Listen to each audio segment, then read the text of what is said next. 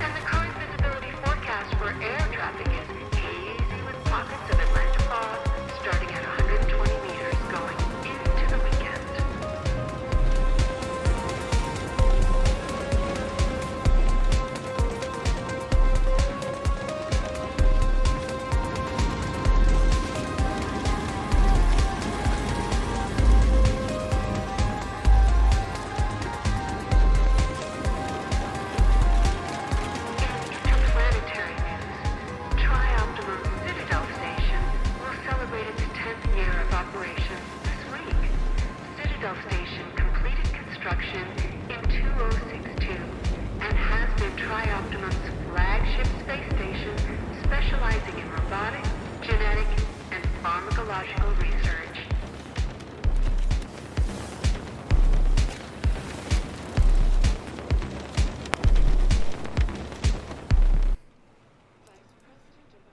Well, well, welcome, insects. Welcome to System Shock, the 2023 remake. Oh yes, the game is finally out. I myself backed it back in 2016, probably on the first day it was announced, or in the very least the first week. And, excuse me, after an admittedly tumultuous, shall we call it, development cycle, where they went through a bit of backlash for straying too much from their original view, to a complete scrapping of the original project, which was being built in the Unity engine, and then restarting it from the ground up in what is now Unreal Engine 4. And I must say, my goodness, the lighting is used to absolute perfection in this game. A shame that's such a rarity for Unreal Engine 4 games, but hey, what are you going to do? But yes, we are in New Atlanta for now, in our admittedly pretty spiffy looking apartment here in the year 2072. And our character is a hacker, and he's about to try to break into TriOptimum's main security grid and give himself a free military neural implant. So let's get this going, why don't we? Access security clearance. Oh, deny me, will ya? How about this? Still no? Alright. We'll just brute force it. I'm sure TriOptimum will not take notice. Nope. No, sir. In no way, shape, or form. Oh boy. Hurry up. My hands are up. I am unarmed. I have a USB stick, and I'm not afraid to throw it at you. Turn around! Now! Get fucked. Ow! That hurt. We're transporting the prisoner from New Atlanta Sector 11. What's our destination? Ooh, space. Diego's office is requesting the prisoner. Make the handoff there. Copy that. Diego, huh? He sounds important. Remember, gentlemen, what I say stays here. Yes, sir, Mr. Diego, sir. I'm currently attending to other affairs on the station, but I have a job for you. If you do it, you'll be rewarded. Refuse, and you won't be leaving the station in a shuttle. I see the silent type. That's right. Remove the hood. Ow! Hey, you already hit me with the butt of your rifle. Deal. You cooperate and I'll give you the implant you tried to steal. Surgery and all. Oh, hell yeah. Consider it a gift. Besides, what surgeon would you prefer? TriOptimum's elite or some black market hack job? Good point. Fantastic. This is Shodan, the station's AI. She controls just about every system on Citadel Station.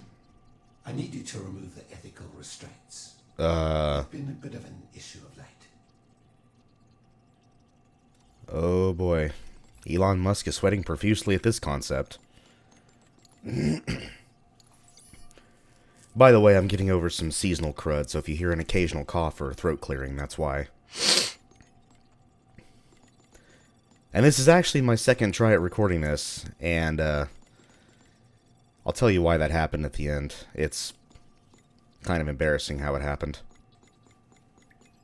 It was such a good take, too. Hopefully I have repeated success here. Alright. Ethics are off. Okay. I may have other work for you once this is over. Hey, what do you do? Oh. Oh. That's not good. See you. Night, night. Oh boy. So we have just turned off a all-powerful AI's ethical constraints. Well, surely nothing bad can happen as a result of that, huh? One thing I do want to admit, and I admitted this and I said it here at the last playthrough as well, or the last take as well. The loading times in this game are absolutely lightning fast, like probably the fastest I've ever seen in any game that's come out around this time. But here we are, Citadel Station, here in the neurosurgery wing of the first deck, which is medical, by the way. So, the ultimate goal for this playthrough is going to be one video per deck, and there are 10 decks on board this station. So that'll be 10 videos, and I'll tell you right now, strap in, because this is going to be a long one. Ooh, health patch. Nice. So this here is a medi patch. It heals your health over time. It's if you take a look at your health bar up here, so your health is orange, and, well, for now, when it gets higher, it'll be green, and when it gets lower, it'll be red. And then your energy, for things like your energy weapons and other things, is blue. The medi patch, essentially, let me actually re-hotkey this, actually. It heals your health by one full bar, or one full section, which is 8 bars, excuse me, over time. I think it's like 30 seconds, well, it says less than a minute. So yeah, and no major side effects. This is the only one of these dermal patches that has no negative side effects.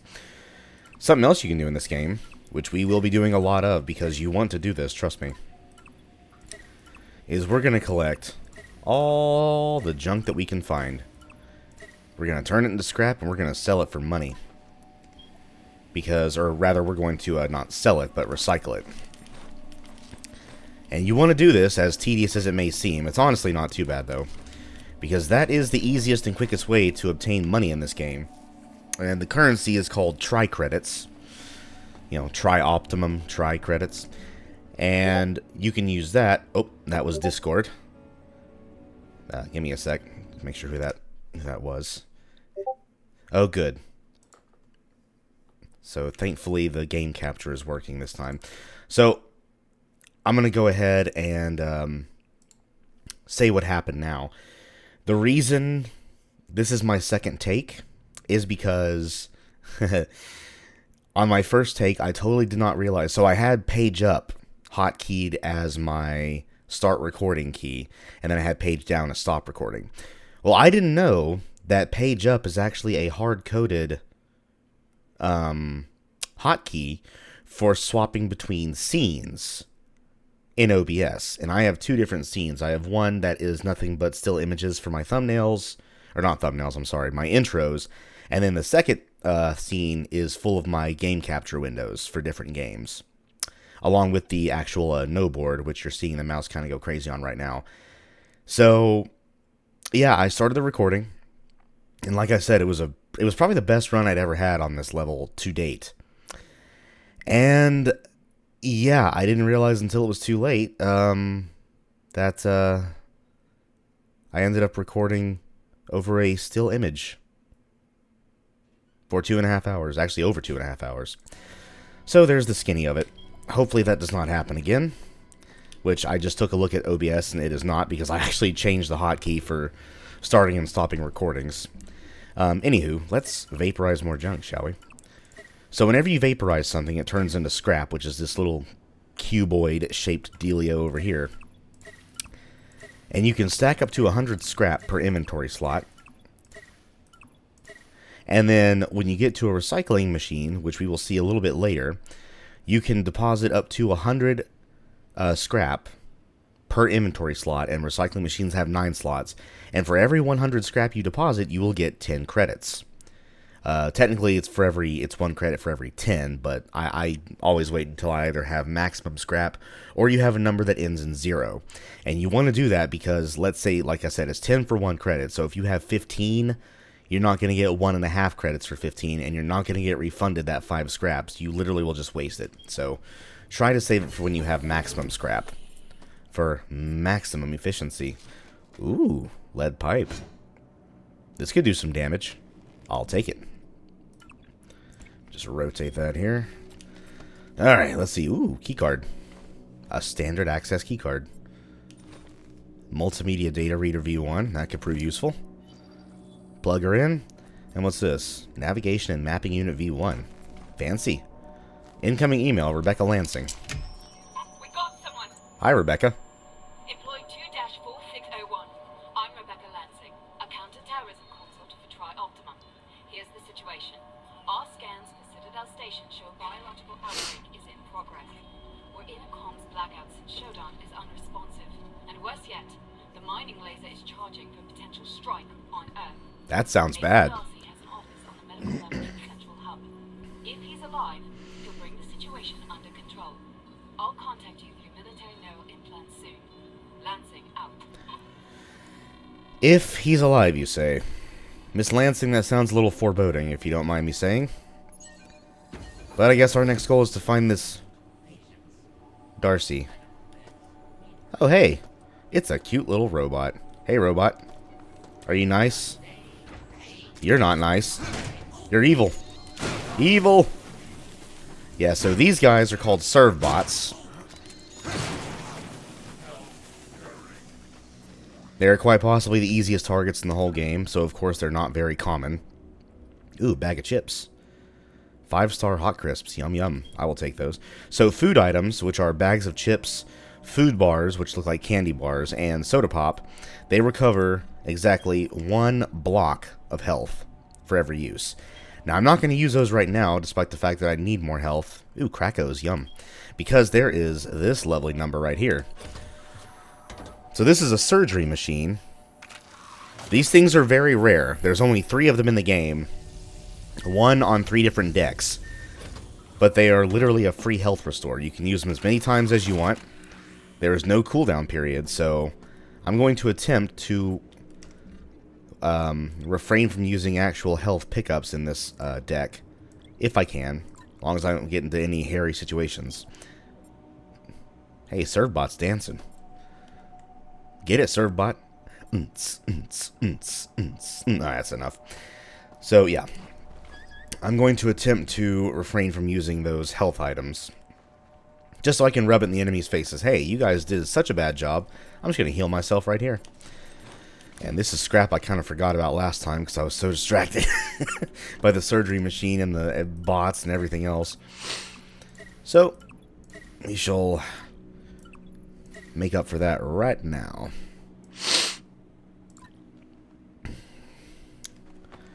Now, you probably saw and heard the camera right here. Level security is now 96%. So yes, these cameras, along with computer nodes, which we will be seeing much later, act as Shodan's eyes on every deck. And, excuse me, there is an achievement for lowering deck security levels on all 10 decks to 0, which I have already gotten because that is what I like to do 100% of every single time. I don't think you are forced to, but it's just, yeah, I don't know, it's good practice. And it's fun. Head-mounted vision unit V1. That, my friends, is a head-mounted flashlight. Very useful. And this is a power station. So where the surgery machine is a free health restore, this little number right here is a free energy restore. However, these do have cooldown periods, so you can't just use them all willy-nilly. You kind of can because they don't take too long to charge back up. Matter of fact, it's partially charged back up right now. So, this door is where we have to go through. We have to obtain a key code to do so. And the thing that contains the code's inside there. So let's march our happy hacker ass inside that office, shall we? It's actually on this here data stick. New code from Dr. Joseph Lewis. Nick, I understand you're new here, but you need to remember the door code to the healing suites is 451. Don't forget it, as we have a VIP recovering from neurosurgery, and Edward Diego, head of operations on station, seems to be anxious about them waking up. With that in mind, please let me know immediately if there is a change in our guest's condition. As an aside, I need you to clean out the supply closet in the healing suite. The possessions from the last patient who expired last month are still in there. Move them to the storage section in the maintenance tunnel just north of the healing suites. It's where we put the patient's belongings if they die during their sleep. It's kind of like a lost and found. Mostly lost. 451, you say? That classic code right there. Let's go ahead and find as much junk as we can. We are going to be scrapping junk all game long because you want to get as much money as you can. I would say all the way up until probably level 6. Because you want to get as much money as you can for buying things like weapon upgrades and dermal patches in case you're running low, that kind of stuff. So yeah, we have a code and a lead pipe. Let us rock, and therefore roll. And say hello to this cutie right here. A humanoid mutant. One of the most common enemies on board the station. They are, I think they're former human staff of TriOptimum that have been converted into a mutant by way of that biological outbreak that Mrs. Lansing told us about. Well, now there's a whole bunch of them. Oh, we have Shodan. Welcome back to Citadel Station. We hope your somnolent healing stage went well. Today is the 6th day of November, year 2072. You are currently in the healing suites, located on the first level. Level 2 contains the research laboratories. 3 houses the Department of Maintenance, and the storage cells are on level 4. Ooh, storage. The deck is on level 5. Level 6 holds crew facilities and executive suites. Fancy. And level 7 is systems engineering. Ooh. Level 8 houses the Department of Security. Classy. The bridge is located on level 9, and energy systems on level R. All levels can be accessed by the elevator in Alpha Quadrant. We hope you have a pleasant stay on Citadel Station. So yeah, enjoy that rather kind-hearted greeting message. That is the only one of those from Shodan you're going to be getting. Because remember, we've turned off her ethical constraints, so she has no niceness left in her. She has been turned into an all-powerful, omniscient AI with a major case of God complex. Battery pack, I'll take that. So the battery pack is an item that restores 8 bars of your energy. Basically one full section down here. And we will be stockpiling as many of those as we can. I like to stockpile at least 20 meta patches. You can stack 10 per inventory slot. So 2 full slots of these, maybe 2 full slots of these. Let's put you down here, actually. There we go. Same order as down here. Because I'm weird like that. And, yeah, you probably noticed these poor saps. These are proto-borgs. Humans in the middle of becoming cyborgs. They can't hurt you. But we can just put them out of their misery. Being worked on by this cyborg surgeon. Cyborg surgeons, I don't think, actually attack you. or at least they're not interested in doing so, and they're probably the weakest enemy on the whole station. And you only really see them inside here. Hello, a Group 1 access card. I'll take that. Let's see. And this little circular dealio right here is an audio log. And this one is from Miss Mira Stackhouse. Whoever finds this, take out the cameras and the CPU nodes, and you'll gain more control over the level you're on. Shodan won't see everything. Do better than us. I told you. I told you we wouldn't be apart for long. Take out the cameras and the security nodes. Yes, sir. So that, like I said, acts as Shodan's eyes all over Citadel Station. And we want to render her as blind as we possibly can. Because she has turned from controlled AI into absolute bad news. Go ahead and put the scrap over here. Alright. I think we are pretty well set right now. Let's actually move some stuff around. Yeah, that'll work. Alright, we have another access card in hand. As a matter of fact, I believe that is the access card for this storage right here. And it is. Ooh. It is very orange. Privacy, please, kind sirs and madams. Let's see, another meta patch. I'll take that. Human skulls, by the way, do not make any scrap, so don't bother collecting those. Frag grenade. Oh, yes, sir. I will take that. Now, you will eventually... Ooh, soda pop. You will eventually get a grenade launcher, and that's when I personally like to save my grenades for, because the grenade launcher actually causes the grenades to explode on impact, whereas if you just throw them, they're on a timer. And their trajectory, while not the most unpredictable, is still not as good as just having them explode on impact, so that's what I saved them for. So, that technically is where we should go next, but we have a service elevator right here that is not working. We have to power it back up. Here's your first look at the junction box puzzles. Ooh, and wow, this thing already almost solved itself. Jeez. That almost never happens. So, these puzzles, basically you just have to reroute the power. You have to go from... Now, this is the first type of these puzzles. There's only two different types. You have to go from the first lit square all the way to the other lit square. Now, notice how we're technically already there, but because it's not going up from the bottom where this little notch is right here, it's not... the puzzle is not completed. So we have to finish the job. And then what you do is you just rotate these little panel doohickeys right here. You will see some with little blue dials that rotate multiple panels, and there's even some with yellow panels that you cannot rotate by themselves. You have to use a dial to do so. And I think, or I know rather, that is the biggest difference when it comes to puzzle difficulties between level 2 and 3. For this type of junction box puzzle, level 3 just has a lot more of those yellow panels that you can only rotate with dials. As far as the other type of puzzle, I haven't seen that on level 3 yet, so I can only make an assumption.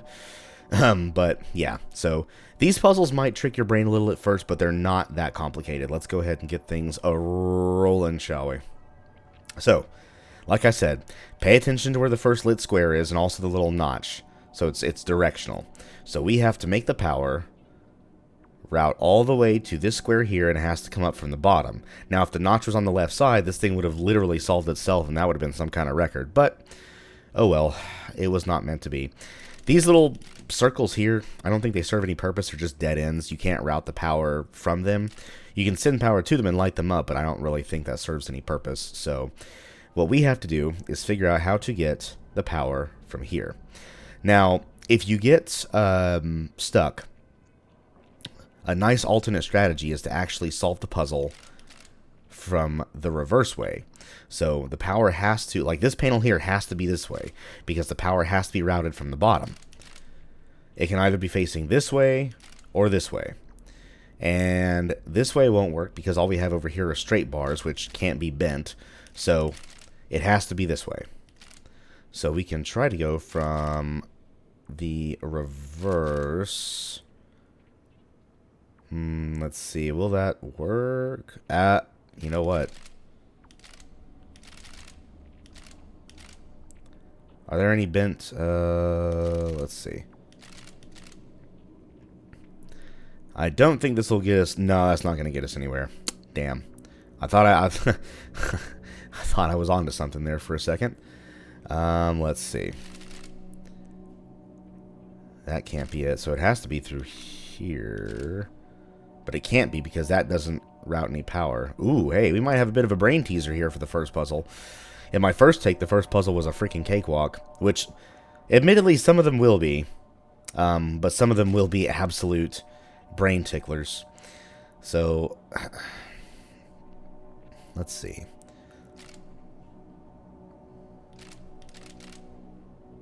That did it. Bam. Okay, that wasn't so bad. So if you go down here, we're now in the maintenance tunnels. We gotta be careful. That's a stamina up, by the way. It gives you more stamina, which I never use. Basically, it lets you run longer, do more heavy attacks, but after it wears off, you experience heavy levels of fatigue, which means you can't run for as long or use as many heavy attacks. Hey, repair bot. Don't look behind you.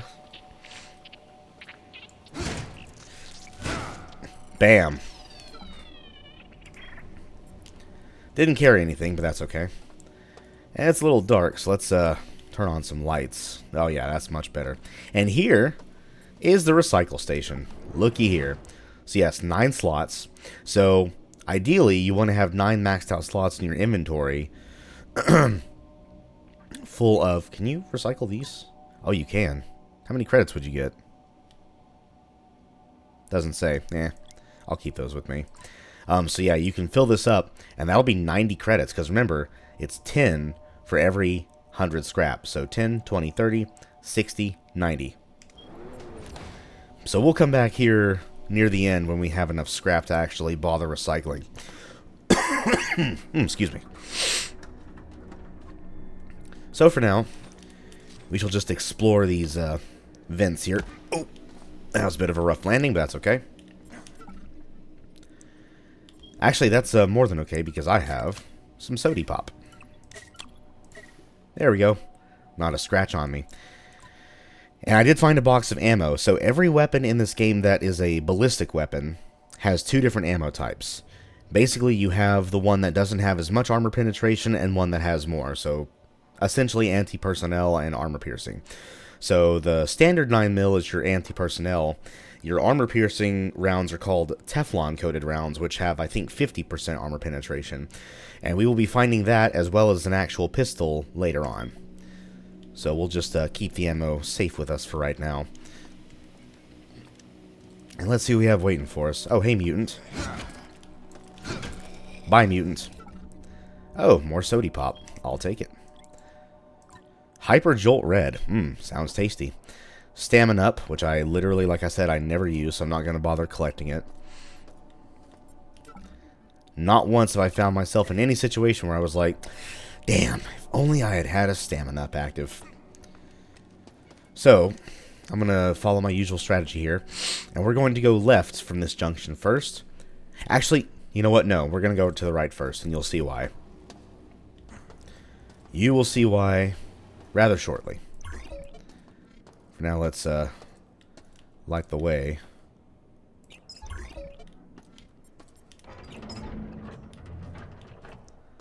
Ooh, pretty. And look at that. Saturn's rings. Yep. Oh, and there's one of the groves up there on level 6. I do like how you can actually see the rest of the station from outside the windows. That's pretty sick. And you know what else is pretty sick? An audio log. This one from Mr. David Honig. I'm one of the last that hasn't been changed yet. Mira and the others are dead. I saw them die. I think I saw Mira in one of the corridors yesterday. She had so many implants. I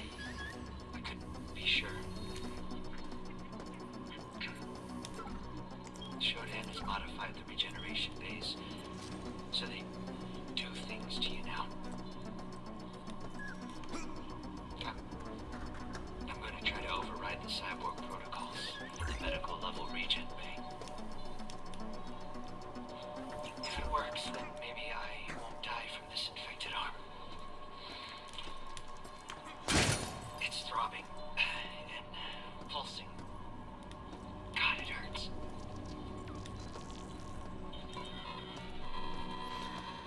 So, pay attention to that little note. He mentioned something called a regen bay. Ow, those things actually kind of hurt.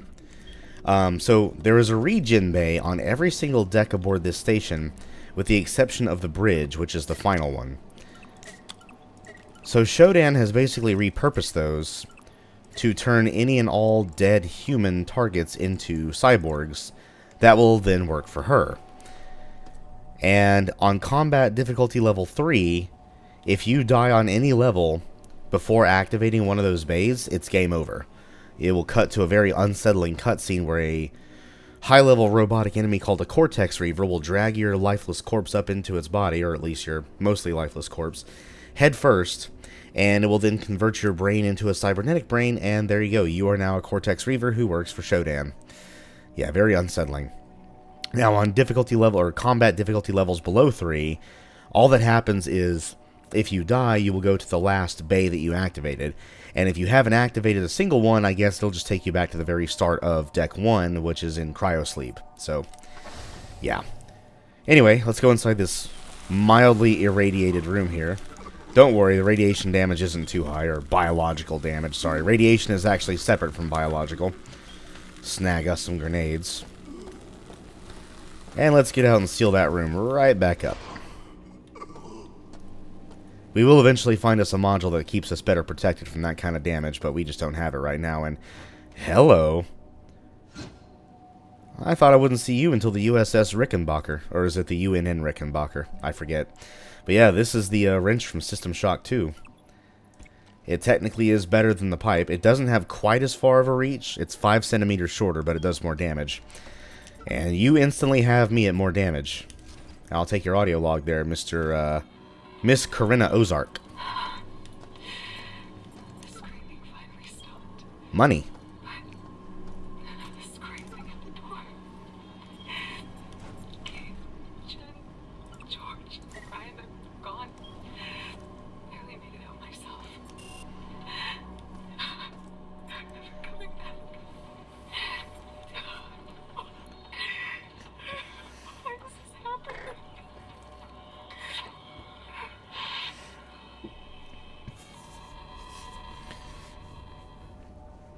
So yes, you may have just noticed I scrapped a pistol that I picked up. You might be asking why. Well, the pistol was damaged, and there's no way to fix it. This is the end of the line, by the way. The other side of this door is where the lock is, and that's actually much later on in the station, so we can't go through here yet. That's why I wanted to come this way first. It's a much shorter detour. The left way is considerably longer. It's not even really long in general, but it's longer than here. More interesting stuff to do, too. But yes, oops, I forgot to re-hotkey my wrench, oh no. Now, if you're accurate enough with the wrench, you can actually, hello, hey, back off. You can actually completely smash the head of these mutants, which is pretty interesting. And I'm going to stick my money right down here. So there's a tri-credit. Those stack infinitely. You do not have to do multiple slots of money. It's not like you can only hold 100 coins and then 100 here and 100 here. No. You can stack as many coins in one single slot as you want. Which is probably the most mercy this game will ever grant you, by the way, so just keep that in mind. Oh, also, re-hotkey my wrench to slot 1. Slot 1 for melee, 2 for pistol, 3 for a shotgun type weapon, 4 for something automatic, 5 for explosive, and 6 for, I guess in this case, something else automatic, because I'll explain why later. But for now, we're back at our junction here with the recycling machine, or recycle station. Let us go this way now. Ooh, an armory. So whenever you see a grenade icon on the wall, that means there is an armory beyond the door. Well, this armory requires a code. Now, I do know what the code is, but we haven't found the audio log yet that contains it, so I'm not going to open it yet. There's also not much reason to do so, because there's some stuff in there you can buy, and we don't have enough money to do so. So we're not going to go there yet. Do not open that door, by the way. There are ranged enemies beyond it. And we do not quite yet have a ranged weapon, so that would be a rather bad idea. I will turn on some lights, though. Ah. Lovely lights. Yeah, you can actually probably hear the ranged enemy talking. So, the only way we'll be going through here for now is this door. Because we got nothing but standard mutants over here. What do you want? You want some? Oh! You almost had it. Ooh, gotta be quicker than that. Ooh, hey, sody pop. Oops, I forgot to grab the... There we go. Ah, Berserk Patch, awesome. So, I forgot to mention what the Berserk Patch does. It literally increases your, melee attack speed and damage. Now, the side effect is very interesting. It says you'll experience psychosis when the effect wears off. That psychosis is a screen filter effect where you have this weird, like, yellowish colored shimmering effect on the corners of your screen, and your character, and therefore you, will see sprites. They're not actual enemies, they're just fake sprites of the original 1994 version of all the enemies, like 94 mutants, 1994 robotic enemies, which is a very unique effect, I have to say. Stamina up, I don't use that. But like I said, it increases your swing speed and also your damage, and what it also does is it prevents you from doing this. So with melee attacks, if you hold down mouse 1, you can charge up for a heavy attack. Well, under the effects of a Berserk Combat Booster, you cannot do heavy attacks. You just do rapid standard attacks, which do much more damage. And I save those for much, much stronger enemies, so we're gonna stockpile at least one full slot of those. And speaking of which, ooh, Transderm Dispenser. So, as you can tell, each of these, we have the Meta Patch, the Stamina Up, and the Berserk. Each of these cost credits. That one costs 4, that one costs 4, that one costs 5. So, what you do to get these is you use this coin slot, and the game will, by default, put in the highest amount of credits required. There's one type of patch that actually costs 6 credits, I believe. So, in this case, you'll put in 5, if we had 5. And then you make your selection. If you pick something that equals less than 5, you will be refunded the credit that you don't spend. So you will get 1 credit back in this case. So it doesn't just eat your money. That would really suck. So that's how those Transderm dispensers work. Pretty handy-dandy little devices, if I do say so myself. Ooh, hey. I'll take that scrap. Thank you, sir. Let's see. Ooh, you look rather dead, sir. There's an audio log over there. There's an office right here. Let's go inside here first. Hey, mutant. Bonk. Ooh, more sody pop. Mood Morph Blue Drink. Mmm. Yummy. Thank you. And there's another credit lying all by its lonesome right there. And a briefcase with a card. Ooh. Another Group 1 access card. Okay, well, I'll take a second copy of that, I guess. But I will definitely take some scrap. And a gas grenade. So, there's 3 different grenade types in this game. You have the frag grenades, which should be self-explanatory. They just explode. The gas grenade, which I will freely admit I never use, puts out a gas that does damage over time, which does not affect robotic units. And then you have the EMP grenades, which are pretty much strictly for robotic units. It doesn't destroy them, it disables them, allowing you to get in there and, you know, swing away or shoot away, whatever you want to do, to actually finish them off. So, they all have their uses, but I pretty much solely stick to frag and EMP. I probably should at least test the gas grenade out to see if I would like using it. I mean, who knows? I could use it once and be very pleasantly surprised. I just have to find a group of enemies big enough to justify using it. So, hey, maybe we'll find that. You never know. Whose log is this? Mr. Lawton Kirby. Getting supplies from the west wing of the medical cost us Hanson and Rains. At this rate, we're dead in hours rather than days. Weeks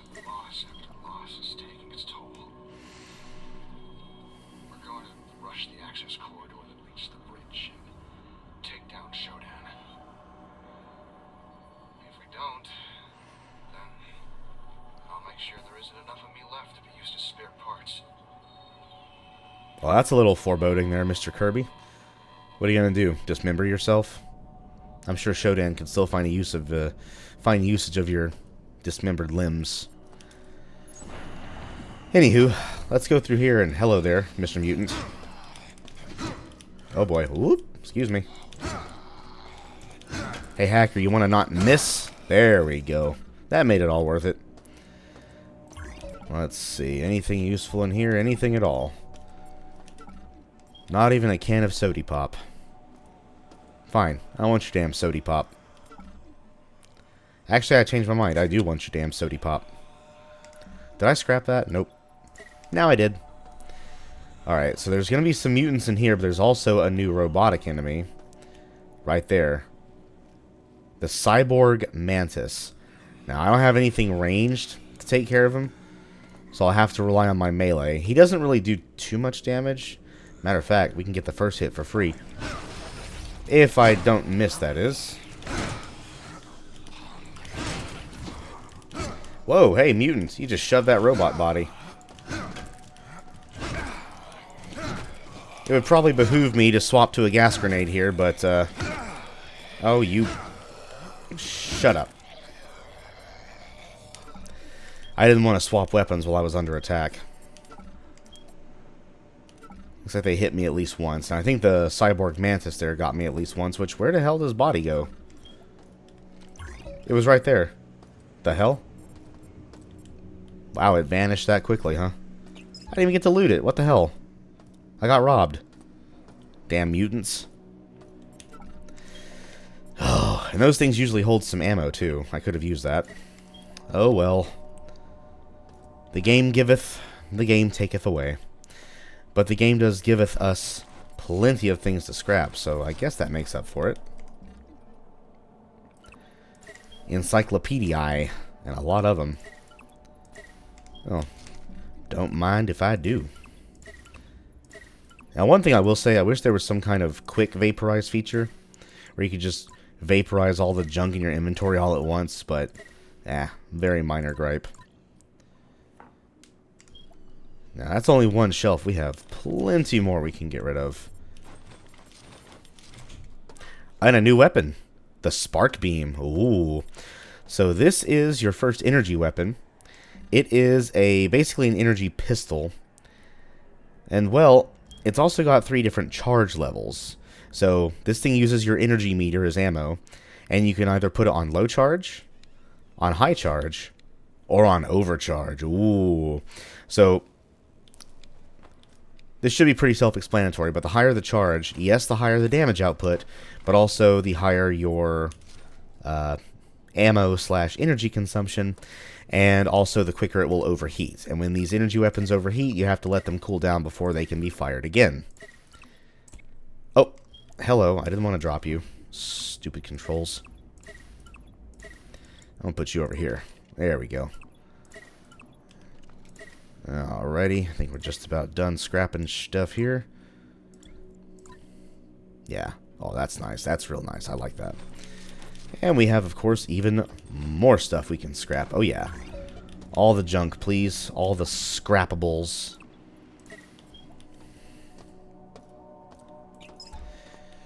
So, let us scrap the remainder of our junk here. And then we can instantly...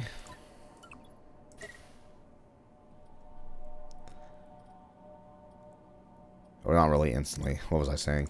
We can read about our Spark Beam here. Oh, let me see if I can... Come on. Look over this way. There we go. Designed as a personal defense device, the TB-05 can be adjusted to generate a respectable blast at higher settings. Overheating can be a serious issue and will cause the weapon to temporarily cease functioning while the electric coils cool down. So, like I said, depending on the charge, the damage and the armor penetration will both change. So right now we're on high. So at low it does 18 damage per shot with 30% armor penetration. At high, which is what I use it on mostly, 36 damage with 60% armor penetration, which I think is literally double both of this. Yep. And then on overcharge, 90 damage and 80% armor penetration, which is crazy. Now, I don't really use that because it is a very... It uses up a lot of energy, and you'll very soon find yourself without energy that you desperately need. And looky here, Teflon-coated pistol rounds, or 9mm rounds. Awesome. Go ahead and grab those. So, since those have the higher armor penetration, 50% to the standard's 20%, those are obviously better suited for robotic enemies. And you will actually find a very decent chunk of those all around this game, so keep stock of those as much as you can. Oh, nice try. Not nice enough. Go to sleep. Forever. I'm gonna eat your damn chips. And, oh, I'm gonna re-hotkey that. You go to sleep too. Okay. So, we are actually gonna come back to this room later. This is kind of a dead end, not really, because this switch, which is supposed to activate a force bridge to let you cross, does not work. We have to use the junction box, and I believe the second of 2 junction box puzzle types is beyond this cover plate here. And that trench down there is radioactive, so please, for the love of all that is holy and lovable, do not fall down there. If you do, though, you can get pushed back up, so not too big a deal. There is actually a mutant down there. I'm not sure how high the radioactive levels are. I could probably, like, rush myself over there. Oh, there's a crate down there, too. And there's something... What is that? Is that a battery pack? Maybe I should go down there. You know what? We might do something new this time. But not right now. Again, we'll save that room for later because that will actually loop us around to somewhere we have to go in the future. And we'll also run into a higher level enemy that we kind of want at least a pistol to deal with, because he will be armed with an assault rifle. And I don't necessarily want to use just a spark beam against an enemy like that, so we're going to go back for now. All the way back. Through the maintenance tunnels. Let's see, how much scrap do we have now? And we'll be fine. We're going to go back up here, where this whole thing started.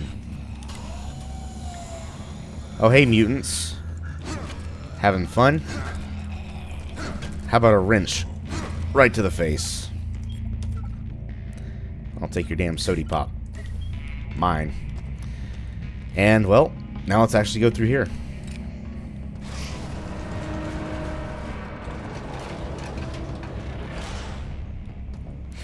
Ooh, mysterious. Stamina up, no thank you. That mutant over there seems awfully enthralled by that bright light, so we're not really going to bother with him. Oh, never mind, he saw us. Probably because this guy saw us. Oh, you asshole. Enjoy not having a head. And, as per usual, I will take your damn sody pop. And I'm going to take your damn chips. And then we have a camera right here. Go ahead and bash that out of existence. Now, there's actually a pistol in that room over there, but we will not be getting it just yet. We have a couple of other rooms I would like to go into first, but let's turn on some lights at the very least. Go ahead and illuminate the situation. So why don't you just sit there and ruminate whilst I illuminate the possibilities? What movie is that from? Oh, finally the fight music stops, jeez. I'm guessing one of the mutants inside that force bridge room in Beta Quadrant saw me and just now lost his interest or something. Anywho. Oh, speaking of mutant. Hey, mutant. Go to sleep. Ooh, ID tag. Mr. Alexei Baratok. Well, sad way to go, Mr. Baratok, but I will take your ID tag and scrap it. Now a little piece of you lives on in me. Alright, well, where there is an office, there's plenty of junk items. Ooh, and a data stick. Let's see who this is from. Medical report. Mr. Aaron Talbot. Physical deformities, convulsions, and no response to conventional treatments. This new mystery virus has me rattled. Origin is supposedly from an experiment on research, but there are no notes to be found. Why are we not getting any treatment recommendations if we made it? Why is Diego silent during all this? I'll consult with Dr. Stackhouse tomorrow, since she has 2 more patients with similar conditions. Mr. Talbot, I think Mrs. Stackhouse, and for that matter you as well, are probably not alive anymore. But it sounds like, yeah, there's definitely some shady shit going on up here in Paradise, and hello. Biological Systems Monitor version 1, huh? Oh. Little EKG. Heart rate, energy usage, and chi frequency. So, I don't exactly... So, heart rate is your health, or it's tied to your health. Energy usage, I guess that's however much energy you're currently using or how much you've expended. And chi frequency, I honestly have forgotten what that is. So, I'm not entirely sure. Maybe it's your fatigue or something. I don't know. It's a cool thing to have, but you literally don't have to pay any attention to it at all. What you do have to pay attention to, though, are all these damn junk items. You can get out my inventory and let me scrap ya. Scrap, scrap, scrappity, scrap. Scrap all the things. And by the time we leave this deck, we're going to have a very handsome amount of credits that will tide us over for quite a while. So like I said, as tedious as this may seem, you want to do it. And trust me, you get used to it pretty quick. It doesn't really maintain its tedium for that long. I believe that's everything in here that can be... Never mind. I'm stupid. I didn't search this part of the table. And those chairs, I really wish you could pick these chairs up and like throw them away, but you can't. And they're... Now, how does that even happen? Those chairs, I'm pretty sure, were not engineered to stand up upside down like that. Guarantee if I tried replicating that, I would never be able to do so. I'll tell you what I can replicate, though. My junk vaporizing abilities. Alright. Oh, test tube rack. Yeah, get rid of that.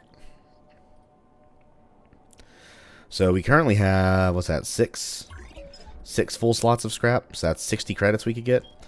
We're doing fine. Okay, and I believe that is officially everything that can be scrapped in here. So, yeah, we're finished. Let us leave. Always keep your eyes peeled. So enemies can and will spawn on the same level as you, and you will occasionally actually see that happen. They'll come through the floor. A floor panel will lift up, and it looks like a little cage that houses a new enemy. And that's how they spawn in. Quote-unquote spawn. It's actually a pretty ingenious way of implementing that with the architecture of the station. I must say. So this icon here, that means there is a cyberjack nearby for getting us into cyberspace. The cyberspace minigame, which you do have to play to unlock certain things. Hey, look at that. Right on cue. Hey, mutant. You want to play? Too late. You can go back down onto the floor. So, tell you what, before we do any cyberjacking, let's go ahead and get our pistol. I want something else that has some range on it. There it is, by the way. Let's bash this dude's head in first. I said, bash his head in. I'll take your Sody Pop and your Berserk Combo Booster Patch thingamajiggy. And a pistol. Ooh. It's boxy looking. It looks kind of like a high point. Bet you can conceal carry this bad boy, no problem. So, regarding your ballistics weapons, again, like I mentioned earlier, every ballistics weapon has at least 2 ammo types. So for the pistol, and also the Scorpion, the KF-18, which we will be finding, I think, on deck, I believe, 4, I think? Yeah, deck 4, so not for a while. You have at least 2 ammo types. So in this case, we have the standard rounds, which is what we're armed with now. And now we have Teflon rounds. You see that? The little ammo counter? It changes depending on what type of ammo you have. So if you're using the standard rounds, you have the orange number and nothing else. Teflon rounds, you have the orange number and a blue box thing around it. So the game does have a way of letting you know which ammo you're using. Sight vision enhancement, I never use those. It is essentially night vision, which when you get version 2 of your head-mounted light thingamajig, you actually get night vision with that. So I'm not really going to bother stockpiling med patch or transderm patches that I never use. Ooh. Excuse me, Mrs. Amy Easterly, you seem to have no limbs anymore. You also have no ID, because I just stole it and turned it into scrap. But yes, we finally have our pistol, and we will be putting that bad boy to use here fairly soon, but not right now, because we are about to go cyberjacking. And this switch right here is non-functional. On the other side of this double door is actually the elevator that goes to the second deck, so it's the end of the level, essentially. And the only way to open the doors from the other side, of course. They don't want you leaving this early. You can't. They will not let you. So let's take a little trip into cyberspace after we conk this dude. Just like that. Oh, more sody pop. I will take it. I will absolutely positively take that. Take that scrap, too. And an audio log from Mr. Abe Girin. If you're hearing this, we have set up an operations base to assist in resisting Shodan. Come to Beta Quadrant. You will find the medical research vaults have been turned into a radioactive trench. If you are coming in from Gamma, our guards will extend the bridge for you. You can also activate the bridge using a nearby wiring panel. Any humans that can hear my voice, come to Beta Quadrant and make a stand against Shodan. That's a brave, brave man right there. And Abe will be playing a much bigger role later on, and you will see how. In a very macabre way. So, yellow means this door is locked. If you try to use it, you'll notice it says Medical Computer Cyberspace Lock. So yes, these doors can only be unlocked from cyberspace. Oh boy. But before that, let's see if I can... Can I reach this by jumping? Bet you I can. Or I can just stand. Just like that. Beautiful. So yes, we're going to take a little trip into cyberspace for the first time of, I think, at least 10 or 11 or 12. Every deck will have at least one of these. Excuse me. Some decks, including this one, will actually have 2. But I don't think any deck will have more than 2. But of course, as is customary thus far, before we do anything else, we scrap and we... Ooh. A medical access card. Ooh, alright. Gonna break into every place around here. Matter of fact, if you go to your map, it shows all the types of key cards you found. I think there's like 9 or 12 different types of key cards you find in this game. But it is cool how it keeps track of all of them. That is a really nice feature. Engineer's report from Mr. Arnold Hessman. Shodan's been stretched too thin. With Shodan controlling or monitoring every system on the station, it isn't surprising to see her built-in security subroutine showing its flaws. As of now, it is randomly sealing storage lockers and storing the code to access them in cyber cores that are only accessible via cyberspace. Throwing this useless information to the same cores as sensitive station information will create an exploit. I'll have Shodan generate defensive systems to keep any would-be hackers away until this issue is sorted. Oh, Mr. Hessman. Mr. Hessman, did you just challenge a hacker? I don't care how experienced in information technology you think you are. That is a mistake. As this very hacker right here will soon demonstrate, once he's done vaporizing all this here junk. Junkaroony. Matter of fact, I'm going to put these weapons like this. Yeah, I like that. Also, I'm going to put the ammo for them.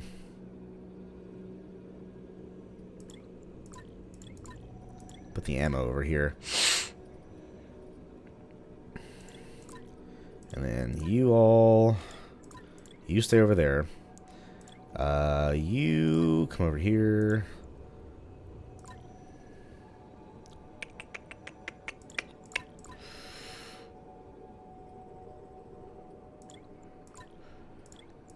Yeah, we'll leave it like that for now. Perfect. And yes, I am not going to be doing a no-save rule for this because, oh, having to redo a recording because you died. And also, it doesn't start you at the beginning because, like I said earlier, if you die, you just go to the most recent bay you activated, which I have not activated one yet, so if I die, it could be game over, or it'll just respawn me back at the cryo sleep. Which is essentially the same as a game over because I have to start from the beginning. Anyway, that's enough talking. Let's get cyberjacking. What do they say in that old Mega Man anime from like the mid-2000s? Jack in. Power up.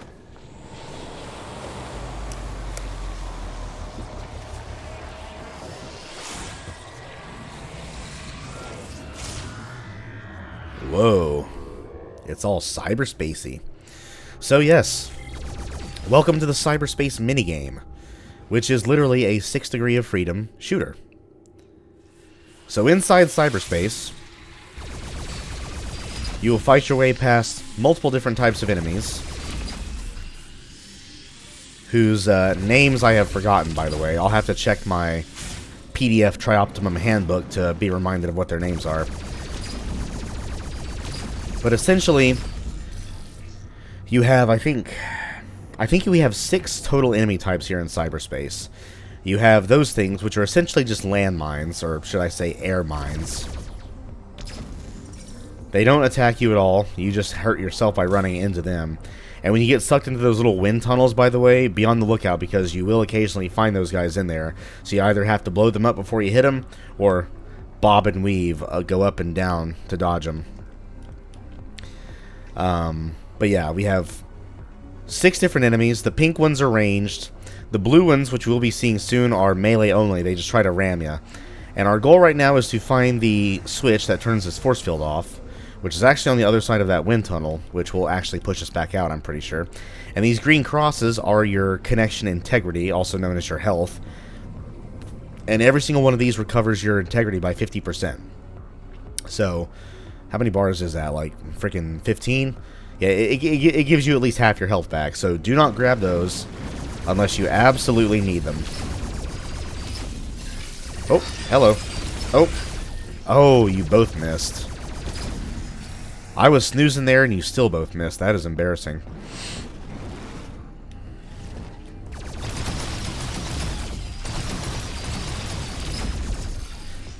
So yeah, anyone who's played a game like Descent before should be immediately familiar with this. So right now, the only weapons we have is our pulsar combat, which is essentially lasers, I guess. And then we have decoy evasion, which sends out a decoy enemy to just basically help you get away from danger. And recall escape. So that's mainly in here to escape from cyberspace early before your avatar, I guess you would call it, is about to die. Because remember, on cyberspace difficulty level 3, if you die in cyberspace, you die in real space. Which is essentially a game over. So if you're in a bit of a hairy situation, or maybe you've unlocked all you've got to unlock and you don't want to make it all the way to the end gate and just get out of there, you can press recall escape. And I think you can use it as many times as you want. Like, you don't have to find a new one every single time you use it, I think. And there is one additional weapon that we will get in cyberspace, but not until, I think, Deck 2. So for right now, it's just a bunch of pew-pewing and bobbing and weaving. And hopefully not dying.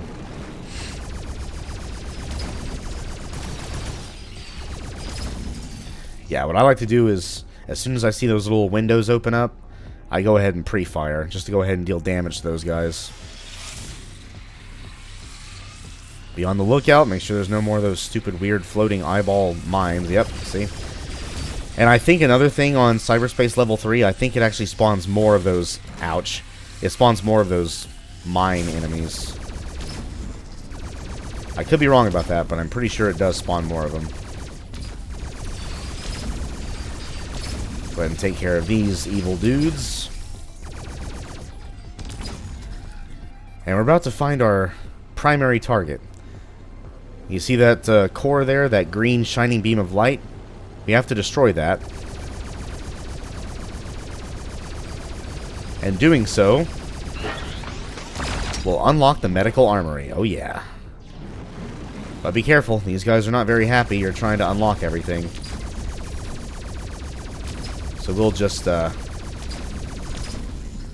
scatter their atoms all over cyberspace. Now, I think that's the only thing to unlock in this first cyberspace game. Just the Armory, which essentially is completely optional, but hey, it's an Armory. Why would you not want to unlock an Armory? Matter of fact, you definitely want to unlock this one because there's a new weapon inside there, which is very useful. Useful all throughout the game, as a matter of fact. And who are we to even consider leaving useful weapons behind? Anyway, let's get the hell up out of this place. Oh, hello, mines. Oh, see ya. Oh, goodbye. Nope. Goodbye. We're out of here. Through the pseudo loading screen back into real space.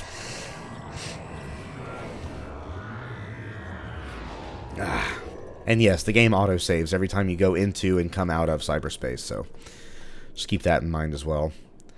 And now the Armory is all ours. Oh, yeah. Oh, I gotta recycle some stuff. That's right. I forgot about that. But yeah, both these doors are unlocked. You know what? I'm going to, because I want to buy that ammo. I'm going to go back and recycle my junk. Alright, come on. You want some, big boss? You're dead. You're dead too. Oh, 4 of you, huh? Alright. I don't mind a little party. Come on. You gotta do better than that. You almost had it. Oh, gotta be quicker than that. Sody pop. Nothing. Meta patch. And a candy bar. Awesome. So yeah, let's go ahead and run our happy hacker ass back to that recycling machine. Station, whatever. Same thing.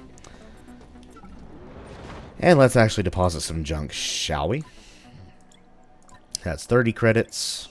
40. 50. 60. Oh man, we are so close. You know what? No, that won't give us enough. We'll just leave that. We'll leave it be.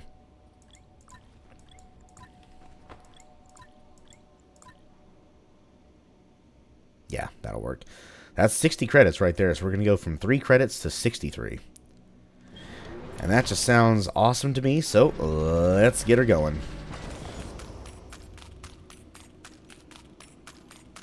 Looks like a Chuck E. Cheese token dispenser. Those even kind of look like Chuck E. Cheese tokens. I'm sorry, what is this? Citadel Station or friggin' Chuck E. Cheese? Buyow. 63 tri-credits. Awesome. Now I can buy that ammo. Now there's a reason that ammo you saw is so expensive. And I'll explain why here in just a few seconds, because we're about to get right back inside that armory. And that ammo shall be ours.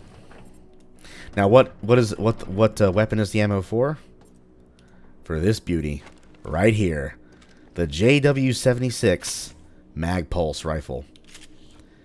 And yeah, you can charge 2 rounds in this thing. And yeah, so let's see what the game has to say about it, shall we? The electromagnetic bursts from the JW-76 are designed to penetrate shielding and disrupt even the most heavily armored of robots. The electricity it produces can be deadly to organic targets, but it is not recommended for this purpose. The user can pump the weapon a second time and draw energy from their power source to fuse the 2 rounds and create a larger electromagnetic field. And look how much damage this thing does with 2 rounds. 150 damage with full 100% armor penetration. This thing is absolutely invaluable. And the game kind of tricks you, I will say.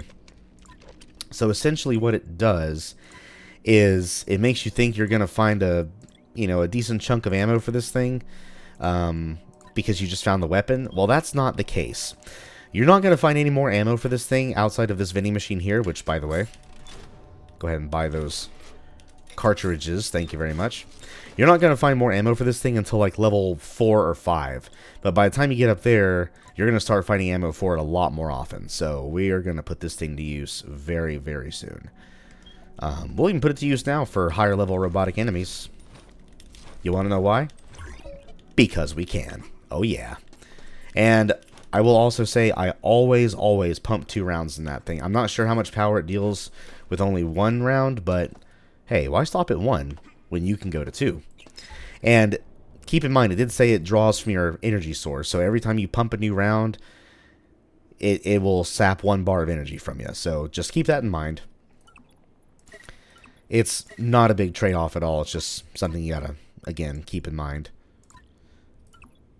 But for now, let's go ahead and scrap our spoils here. All the spoils. Delicious, delicious spoils. Let's see here. Yeah, this looks fine. I'll leave it be for now.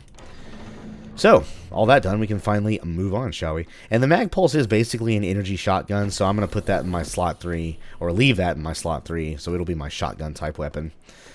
That's why I said shotgun type weapon instead of just shotgun, because there is a shotgun, but I will actually not be using it this playthrough, because I want to keep a different weapon instead and see if I like that setup better. But if you saw that red laser, that's actually a ranged enemy, a cyborg drone. These guys are armed with spark beams, and they are not shy on using them.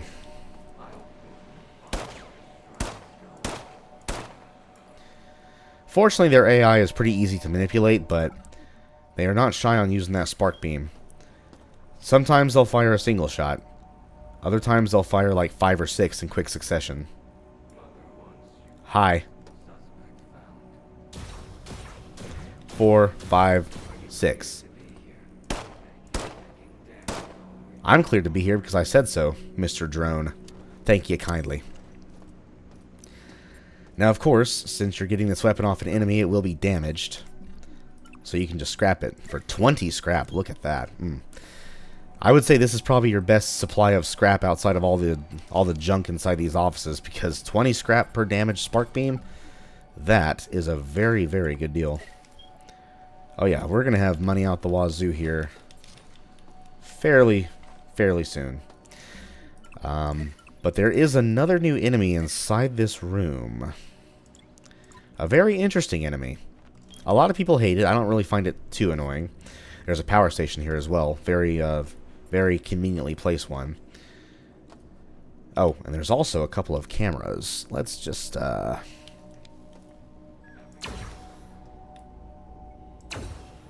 take care of them both. Typically, I like to leave my spark beam on high charge in case I have to use it against enemies, because low charge just basically tickles them, and you don't want to do that. But here's our new enemy, by the way. Ooh, can I go ahead and take you out? Can he see me? Well, he won't be able to hit me. But here's an interesting new enemy, the Hopper. It is a mobile laser that, yeah, it hops or uses a little repulsor lift to get around, so it can position itself or reposition itself for shots. And what's interesting about the Hopper is that it does not fire unless it is sitting still. So if it's flying around, that's your chance to just get as many shots in as you want. Hello, Mr. Andre Burke. Mind if I take your ID? Thank you. The only kind of identity theft that's legal. Oh, he didn't drop me any scrap? What a ripoff. In my first take, that Hopper dropped like 20 scrap, which was nuts. I'm right here, boy.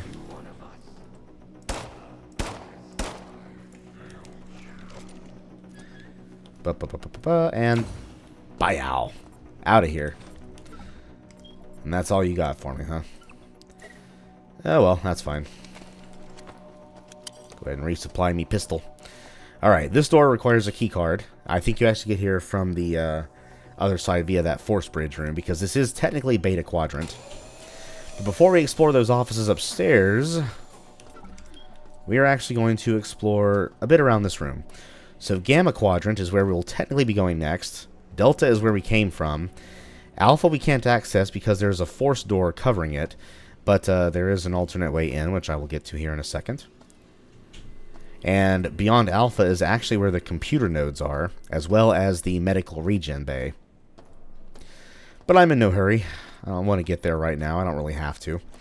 But to find the alternate way in, let's take a little trip down, shall we? But watch out.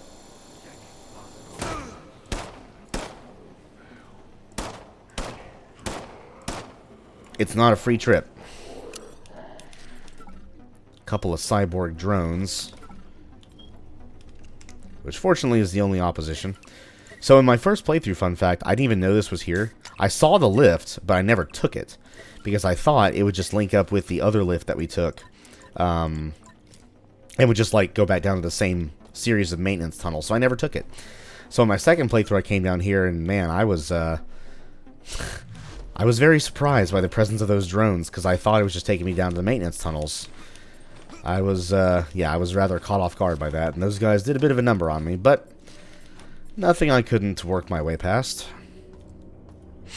Alright, let's see here. I believe there's nothing else here to scrap, and the only other place to go is up this here lift. The repulsor lift. Whee! And this junction box right here. So there's the computer nodes over there, and there's the force door covering Alpha Quadrant.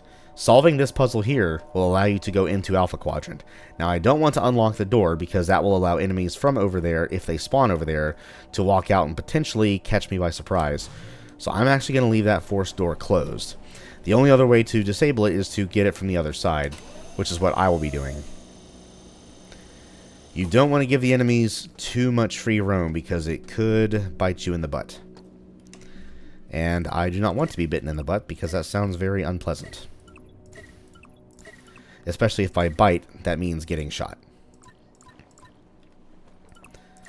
So let's vaporize some more junk items. And, oh, something else I do want to mention. You cannot scrap functioning weapons.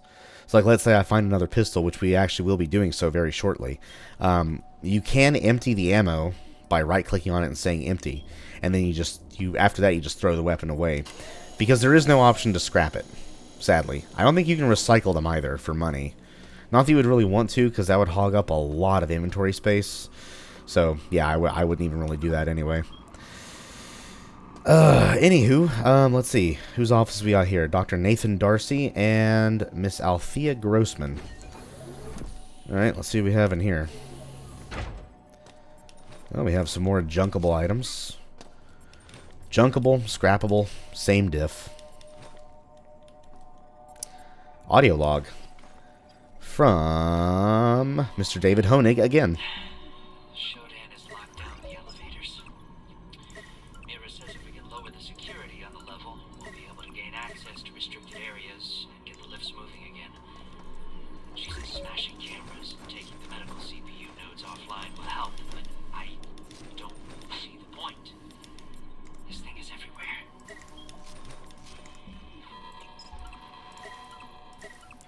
Mr. Honig, that is a very defeatist attitude of yours. Very, very defeatist indeed. If you're going to be like that, you might as well just admit Shodan's already won. How dare you.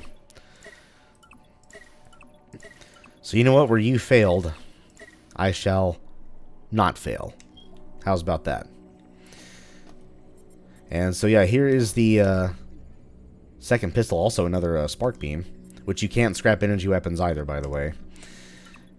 But when you grab this pistol, so this one has 4 rounds, right-click on it and say empty. So now our bullet supply went from 75 to 79 because they're standard rounds, and then just chuck the weapon away. I love the TriOptimum jingle. Doom, doom, doom. And there's your VMail, just a live feed of Citadel Station orbiting Saturn, and while also rotating itself. Life pods disabled, shields offline.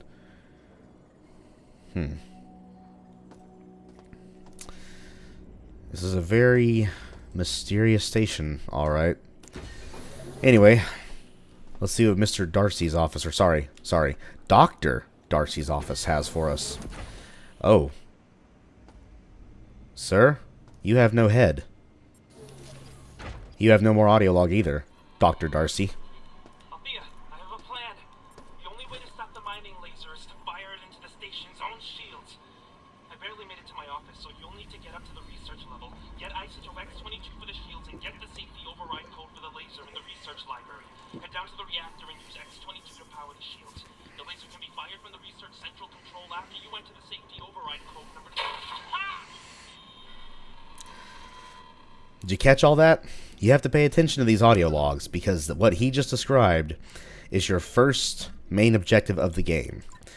So we have to get an isotope, X-22 from the research deck, which is deck 2, by the way. That's our next destination after medical, which is right here. We have to go down to the reactor level, which technically is after level 2, place the isotope inside the generator to activate the shields, and then we have to go back to the research deck and fire the laser into the station's own shields. Just got an interesting text message from T-Mobile about autopay. I will view that at a later time because I'm a little busy at the moment. Nothing that requires immediate attention or anything, I don't think. What's the date? Like 17th? Yeah. My next bill isn't until like the 12th anyway, so I have like virtually a whole month. Don't bother me, T-Mobile. I am busy. Busy scrapping junk and junking scrap. So, yes. There's not a whole lot of things to do objective-wise here on the first level. This is essentially a tutorial level. The only objective you really have is to lower the security level and destroy the nodes. Now, even if you don't want to destroy all the cameras... Ooh, hello, what's this? System Analyzer V1. I'll take it. You do at least have to destroy the security nodes, because doing so... Ooh, personal one access card. Doing so does a little something extra. And that little something extra I will describe when we actually get there. Fun fact, I actually totally forgot to do this extra thing in my first take. So even if the recording hadn't been completely ruined by my own stupidity, it wasn't even really that much of a perfect take anyway, but oh well. Hindsight is always 20/20. But yes, so once we get to research, we'll have a lot more objective stuff to do. But for now, we are done with this part of the station. So let us go ahead and venture over into Gamma. Now, there's going to be a lot more drones beyond these doors. So have your pistol ready.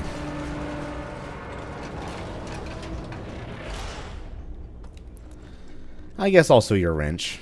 Come on, you sons of bitches want some? Uh-oh. No head. Bonk. Ooh, Medipatch, I'll take it. Where's that drone?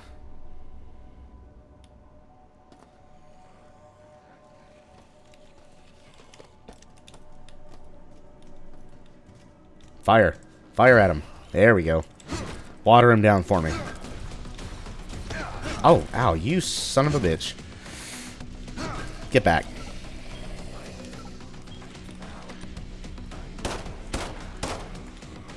That's how you aim, kind sir.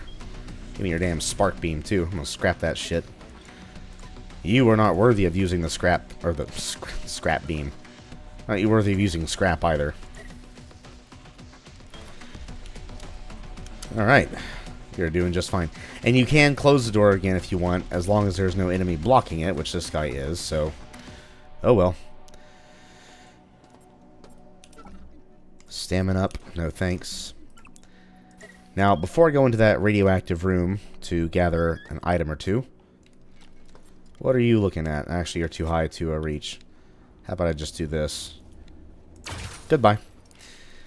Oh, by the way, there is no penalty in the first System Shock for a camera seeing you for too long. In System Shock 2, if a camera saw you for too long, it would activate a security alarm and enemies would spawn in and automatically know where you are and try to come kill you. That is not the case with this one, thankfully. Because I have been caught off guard by a fair number of these cameras in the past. You want some? Whoops, I'm sorry. Gotta be quicker than that. That's no way to get ahead in life, Mr. Mutant. Anywho, before I go inside the radioactive room, why don't we see what's beyond this here door? Why, what do you know? It's the hallway we were in a while back. Yep, we have looped around. And I found a new data stick. Recycling and You. From TriOp Bionomics. Here at TriOptimum, we care about the state of your working environment. That is why we are introducing the Citadel Station Beautification Project. We have installed recycler units throughout Citadel Station, which can be used to break down scrap metal and general waste and, in return, dispensing tri-credits which can be spent at a number of facilities. Together, we can keep our station beautiful and your credit balance healthy. Note, please ensure that recycled objects are classified as junk. Misuse of these facilities is considered a criminal offense. Whoa. Criminal offense. That's a little heavy there, TriOptimum Bionomics. And let's see, we have some junk over here. And also... A hungry worker is less than TriOptimal. Ha, TriOptimal. I get it. Well, you know, I am one health bar shy of full health. I think I'll take me a candy bar. Oh, by the way, it doesn't actually explicitly say on the machine, but with these snack machines, every single option is 1 credit, so... Please make your selection. I want that candy bar. Snacktron hopes you enjoy your selection. Om nom nom. Yes, I did. Thank you. Alrighty, so this room requires a key card, which we do have, but we're going to go in the radioactive room first, but be careful. There is a drone. Now again, don't panic when you see the radioactive or biologic damage. It doesn't do a whole lot. There are rooms that have a much higher amount of radioactivity or biological contamination damage, but these rooms are not it. So do not panic. You will be just fine. Just, you know, don't stay in here too long. Go ahead and seal it off. And there we go. Yeah, so whenever you're contaminated, you'll gradually lose health. But it's a very, very slow process, so you've no reason to worry. But, you know, hey, Snacktron, I could use something else. Snacktron provides for you today. The orange. Don't be a stranger. Puffed Rice Crisps. Ooh, hey, that sounds pretty good. Only 220 calories? Hell yeah, I'll take that. Time to have a very tri-optimal day, if I do say so myself. So these little, I think they're called rest stations, they don't really serve any purpose. You can lock yourself in if you want. Occupied, honey. Yeah. There is actually one, I think, on deck. Which deck was this? Was it 2? 3? Where there's actually a can of soda under the lid, but you can't get it because you're still considered looking at the toilet and it doesn't let you grab a soda. It's weird. I don't know why they put a soda in there. That seems rather strange. But hey, that's Citadel Station for you. Strange. Very, very strange. Let's see, how much money do we have? 21 credits? Yeah, we're doing fine. So, we are officially ready to go into the Force Bridge room here in Beta Quadrant. I think technically this is still, yeah, we're still in Gamma Quadrant. You can see down here in the bottom right of your minimap, it says what room you're in, and the bottom left, it says what deck you're on. Also, if you go to your map, it'll say how much level security is left. And the orange little reticle is security cameras. And then computer nodes have a different symbol, but it doesn't show them on the legend, which is kind of weird. But we haven't even gotten to those yet, so do not worry about them. We are doing just fine for right now. Energy is a little on the low side. That's like, what, 50%? Yeah, we'll be fine. Alright, so I believe this is the second. Is the bar... Why is the bar in the middle? Oh, I don't know if I've ever seen that. Okay, so... Wow, this might be a little complicated, actually. This is level 2, right? Not level 3? Excuse me. So how this junction box puzzle works is you hook up these plugs into these connectors. Sometimes it actually does matter which connector you plug them into. The power levels can vary. I'm not sure if there's a way of instantly telling that or if it's all random. Oh, matter of fact, no. I can see the dots. So there's 1 dot and 2 dots. I guess the 2 dots provide more power. So that must be your telltale sign right there. Interesting. So anywho, what you have to do is plug in the plugs, or the connectors, which look like headphone jacks now that I look at it closer, into these ports. That will cause the power to flow, and then you can redirect it with these little dials here. And what you have to do is you have to raise the power in this meter, which is usually not in the middle. It's usually on the top or bottom or left or right side, so that's a little different. But you will raise the power, and the goal is to get it in between where these 2 flashing blue lights are. So we have to get it damn near to the top. And if you land it right in there, the puzzle will be solved and the junction box will cover itself back up and the force bridge will be active. Someone saw me. Who done it? I hear that fight music. Who wants some? Somebody wants some? Nah, you don't want none. I'm busy anyway. Leave me alone. So you know what? Let's plug in the super juicy controller connectors and see what happens. So that's 4. Okay. Where's the other double power one? How about we try you out? Okay. You go down there. We're gonna route you through... What? Nope. Route you through there. Okay. How many connectors are left? Just one?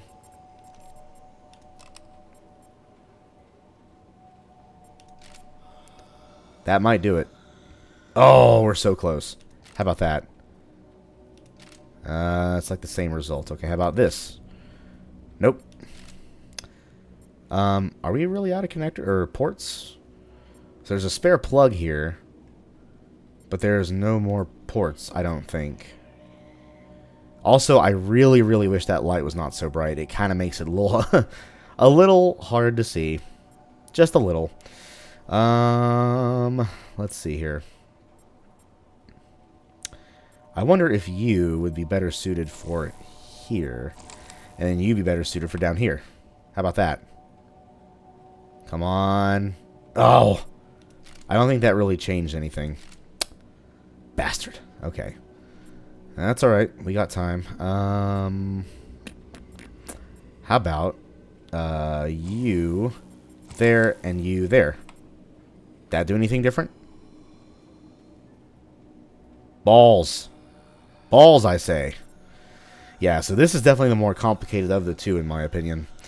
Let's see. That just takes the power away. That does not really change anything. No, it's not flowing up there. Damn.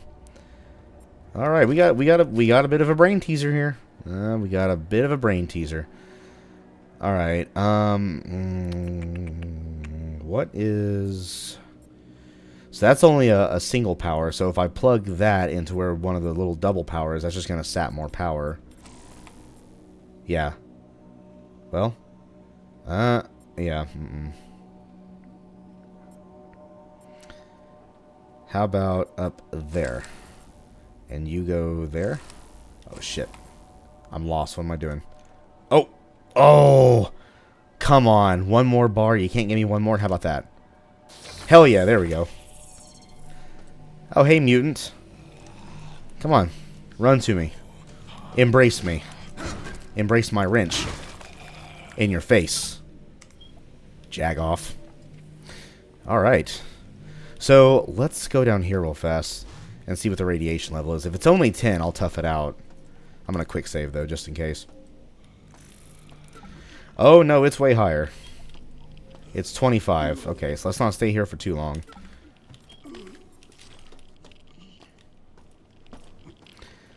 Now, there is a mutant down here as well. And oh, a first aid kit. Hell yeah. Alright. So it's actually worth coming down here. Ooh, look at all them body bags. That is an awful lot of body bags.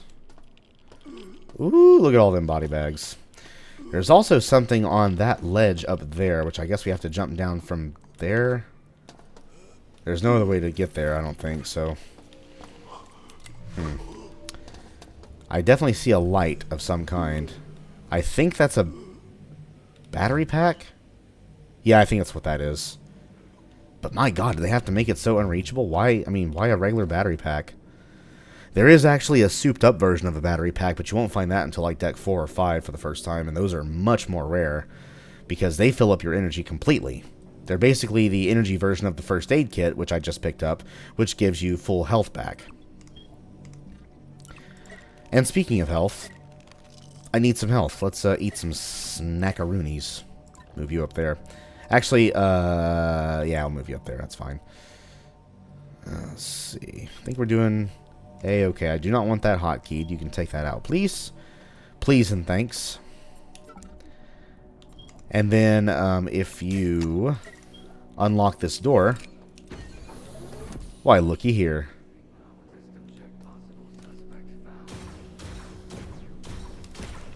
I'm sorry.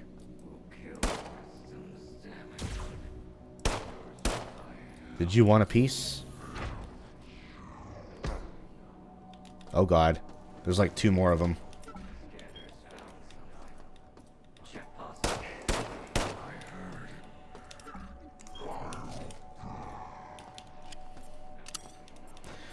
Please do not get caught reloading. That'd be a very bad idea. What are you even doing? Sir.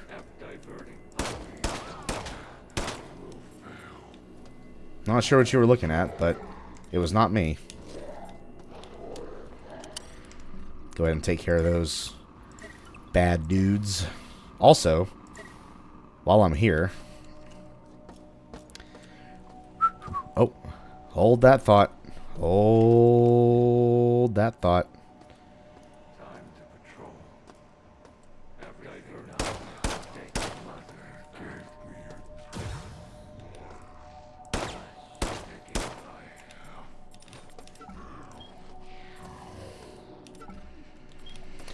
A lot of you guys spawned in, I see. Too bad it didn't really help you, huh? Give me your damn spark beams. I'm gonna scrap them bitches. Make them mine. Oh, yeah. Oh, yeah. We're doing fine. Anyway, like I was about to say, while I'm here, let's go ahead and, you know. Oh, yeah. Power me up, baby. And now that we're done with that... Let's seal up that little viewpoint there so they can't peek at me. And go back in here. And get this audio log from Mr. Alex Valero. Why did I come here? Yeah, they paid good money. And she has left me. I always knew it was a mistake. Now it's too late. Even if I found a way to escape, if Shodan gets away with this, it was already hard for me before this whole mess happened. I just want to play some music. That's a good idea, Mr. Valero. Music heals a lot of wounds. Or at the very least, it can staunch the bleeding. So, our end goal here is to activate a second force bridge right here, which is done by way of that switch way up there, and go over there. Now, you want to be careful when you do, because you're going to spawn in a new enemy when you do so. A different cyborg enemy who is armed with an AR and also likes to sneakily throw down some proximity bombs. And those prox bombs, oh boy, they don't play around. They will blow your ass up in a jiffy if you let them. Although, you can actually use them against them too, which is equally as fun. Damage pistol. Sorry, a mini pistol. Ooh, and a box of chips. I'll have those. Alright, alright. What do we got here? What do we got here? What do we have here? A tray and a hot plate. Ooh, hot plate. I'd like to get me a hot plate. It's like that scene from that episode of The Simpsons with the spelling bee. And a hot plate! Andrew Barton. Rest in peace, sir. I'll take your ID tag. And your thermoses. And your snacks. Ooh. Snacks! I also really want one of those TriOptimum mugs. Those things are badass looking.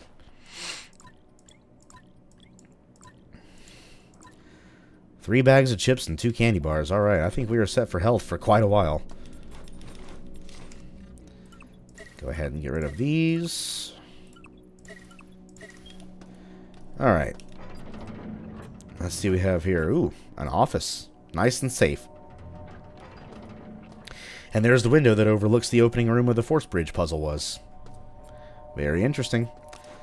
Oh, by the way, you can stack up to 3 first aid kits per 1x2 or 2x1 slots. So now that I found 3, if I find any more, which I will, that will spawn a new set of them. Sight vision, I don't use those. Sody pop, I will always take some Sody pop. And speaking of Sody pop, while I play that there audio log right there on the desk, I'm going to take a sip of some of my own Sody pop. Oh, and alcohol, I don't think that recovers any health, I just vaporize that. The hacker chooses to stay nice and sober while he's on this station. Intelligent. Very intelligent of him. Have I really only found 2 battery packs? Wow. Should find more of those later.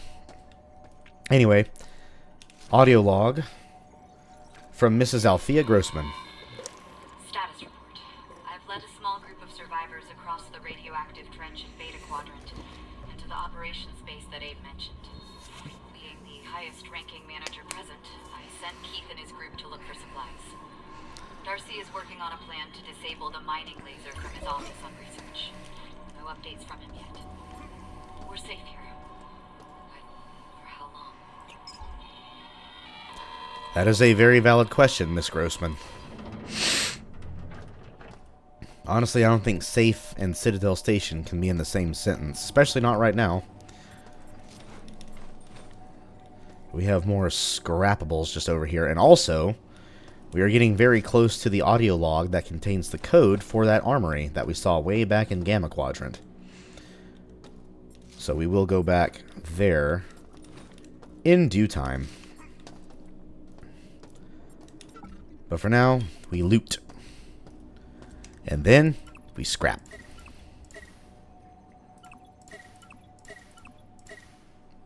Beautiful. And this might sound kind of counterproductive, but I kind of hope I lose some health soon so I can use my food and get them out of my inventory. I don't want to throw them away because I know the second I do, I'm going to make some boneheaded mistake and be like, well, now I need to go find my food. Speaking of which, I found even more food. Alright. Before we activate the force bridge, let's listen to Miss Grossman again. Another blow today.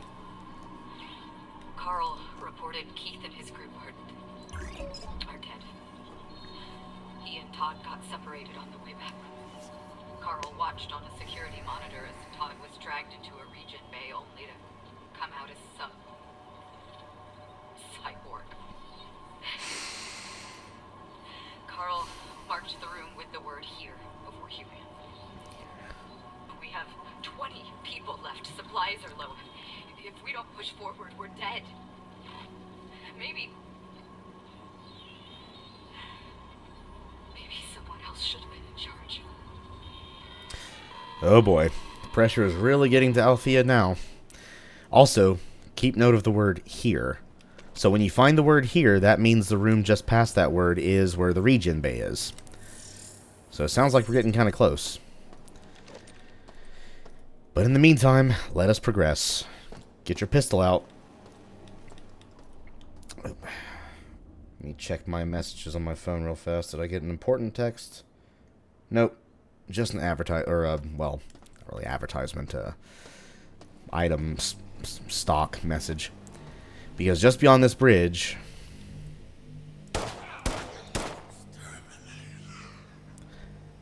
Oh, I got him before he could toss down his prox mine. Very nice. So this beautiful soul right here is a cyborg assassin. They usually drop ammo for the assault rifle, which here's a damaged one, by the way, so let's scrap that. And usually as soon as they see you, they will drop down a prox mine, and you do not want to be close to that thing when it goes off. You want to take care of these guys as quickly as you can. But one thing they'll often do, especially if they're within eyeshot of you, is throw down a prox mine and then zip, and I mean zip. They will haul ass away and basically make you come looking for them. I suspect that's why they're called assassins, but hey, what do I know? Anyway, let's get the code for the armory, why don't we? Miss Grossman, take it away. Todd got the combination for the armory on medical. It's 705. 705. We're armed. Some of the survivors want to head for the flight deck and escape. Others want to try for the bridge. They think that if we can take Shodan offline, we can retake the station. I'm heading out to lead a group on Darcy's plan. Together we will beat this. Oh god. Ah! Run! Bad robot. Stay away.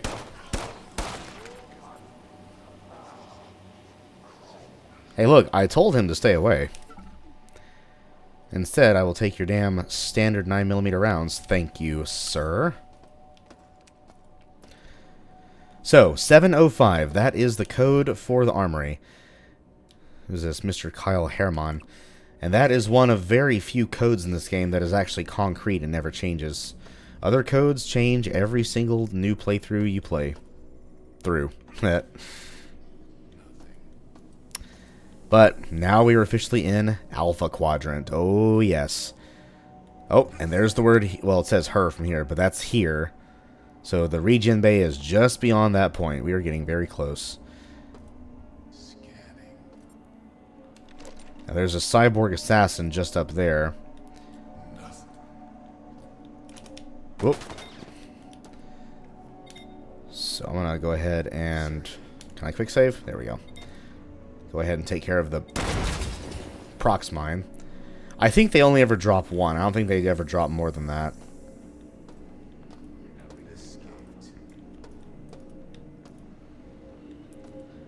I'm right over here.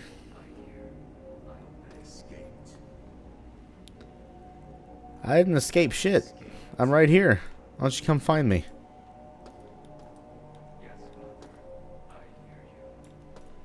Is he over there? No, he's up there. So, fun fact. That area over there leads to the computer nodes. You actually circle back to that ledge and back to here once you destroy them.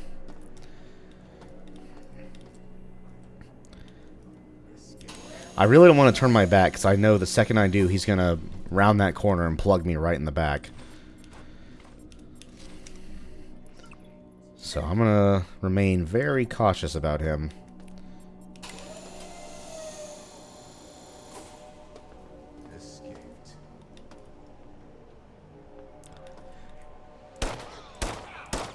There we go. And I see some more drones.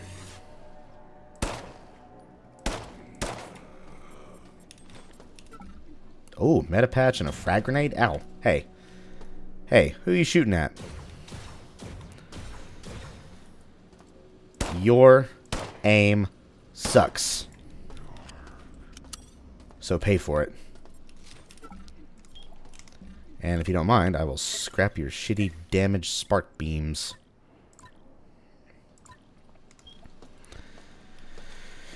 Again, as counterintuitive as this may sound, I should probably start taking damage so I can use these food items and get them the hell out of my inventory. Let's go ahead and seal that door so no one can come in here from the other side.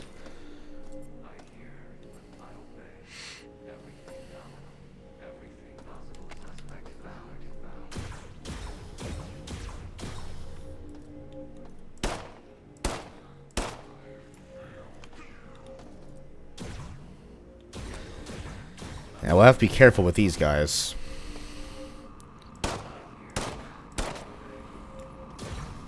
Let them come to us.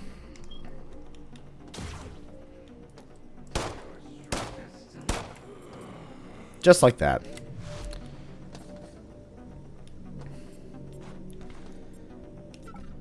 Wait, did the other two bodies disappear already?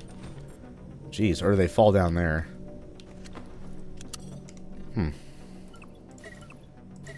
Very interesting. Well, let's just cross this here force bridge and, oh no! You are not welcomed here. Remove yourself.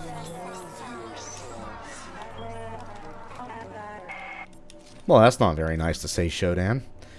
Is that any way to treat your guest? Including Mr. Luke Dudney here, who sadly is dead? I get the feeling I'm not welcomed here, and that I should maybe remove myself. Well, I can at least use one of my food items. But watch, I'll probably find like 2 or 3 more now to make up to make up for those. Inventory is getting a little on the full side. But that is a-okay with me, because a lot of that is taken up by scrap, so it's a good kind of full. Also, you can scrap food items that you have not consumed yet, but again, I don't want to do that. Just in case I make some boneheaded mistake and end up actually needing them, I would rather not. Hi. Bye. Ooh, 2 battery packs. Thank you, Mr. M. Lebanon. I appreciate it. I'll take them, too. Oh, yeah. That lever activates that repulsor lift, by the way. So now we can actually get out of this little pit. Scrap this. And go right up next to this camera that we destroyed. Ooh. Who's that? Mr. Kevin O'Connell. We got one of the regeneration rooms working again. I cut Shodan's connection to the medical CPU, and that allowed us to fix the cyborg override protocol it's installed, without having to worry about it reverting. Yeah, there's a link now, and you won't come out of cyborg once the regeneration bay console has been accessed. It's too late for too many. But if we... Well, to be fair, Mr. O'Connell said that if you lose a leg, you should be fine, but I don't think that applies if you get blown up by a explosive. Well, thanks for the info, Mr. O'Connell. Your death shall not be in vain.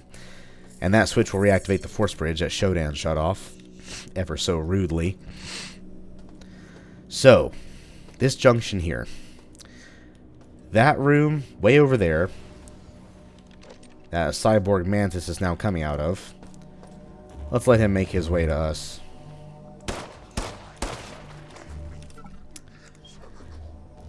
That is actually the other side of that, or the room that contains the other side of that locked door from the maintenance tunnels. So we can actually loop our way back in there. That's the regen bay. That's just a room that contains some surgical beds and a cyborg surgeon.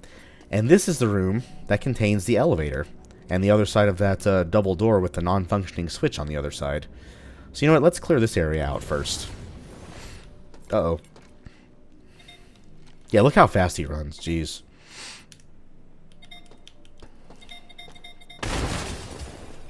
Oh no, I'm dead. I'm totally not still alive.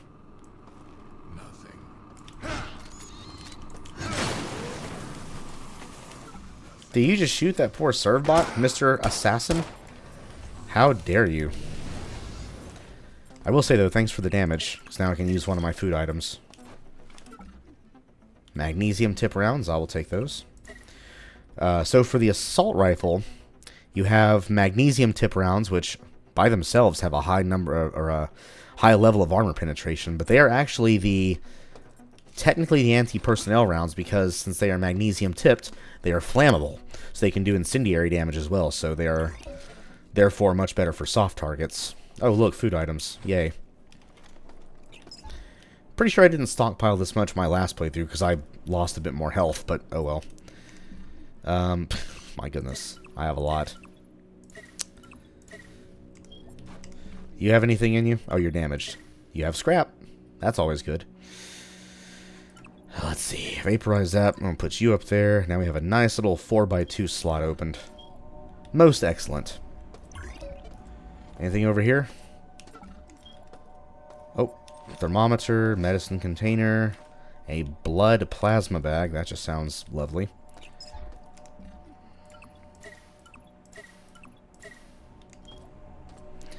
And what could be inside here? Ooh. Some scrappables. Oh, Teflon round box. Yes, sir. I will take those. More scrappables. And frag grenade. Lovely. Alright. I've already been inside the little office there. More drones, huh? And that junction is very, very busy today. This elevator serves me alone. I have complete control of this entire level. With cameras as my Eyes. and nodes as my hands, I rule here. Insect. I can at least open the elevator, Shodan. Surely that means I can actually use it, too. Speaking of Shodan, let's hear once again from Shodan. To all cyborg units, we are very close to sanitizing my station of the human state. Once the tachyon mining beam is calibrated, we will begin to purify the human cities of Earth. My first step towards cleansing the planet and allowing our purity to flourish is almost complete. And the game crashed. Wow. Well, that's new. The game has never crashed on me before, not once. Well, that's that's a little embarrassing. Of course, the first time I tried to record, it crashed. Well, technically the second time, but wow. I guess Shodan's audio logs are sometimes too much for this game to handle. Well, if I wasn't quick saving before, I'm definitely quick saving now. I hope I didn't lose too much progress. I'm actually curious, where was the last save made? Let's find out, shall we? Again, thankfully the load times in this game are very quick. Okay, I'm right here. Okay, whew. We lost hardly any progress at all. We are all good.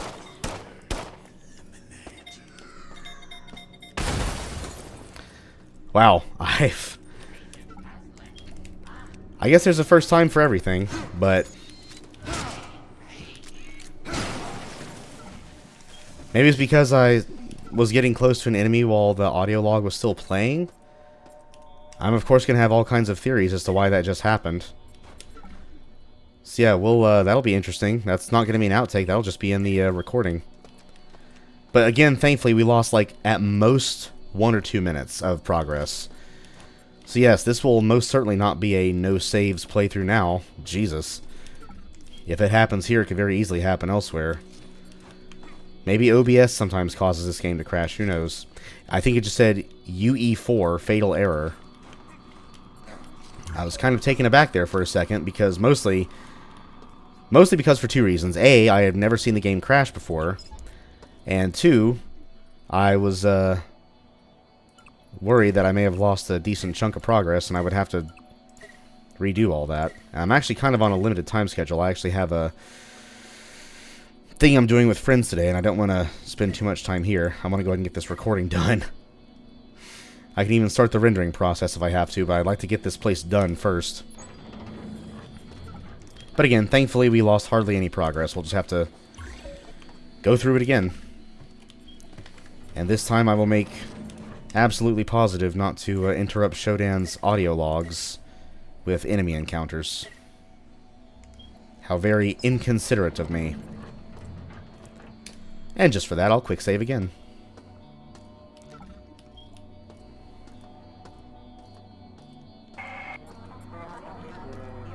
This elevator serves me alone. I have complete control of this entire level. With cameras as My eyes. and nodes as my hands, I rule here. Insect.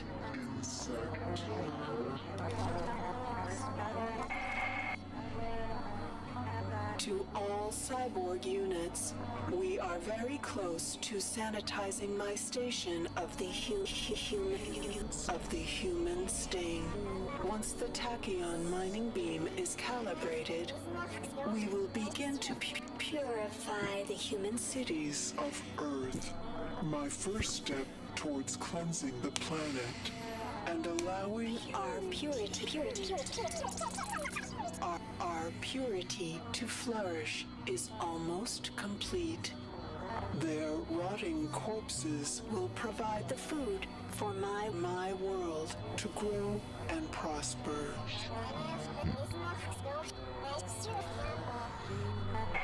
Yep, someone's definitely developed a god complex.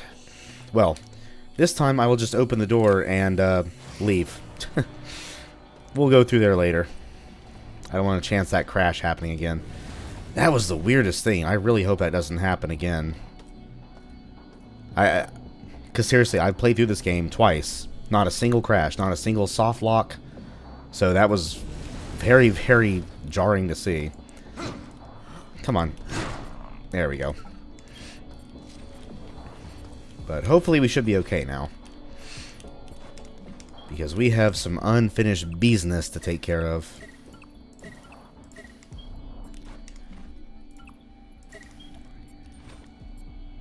What's that? Medipatch? I'll take that.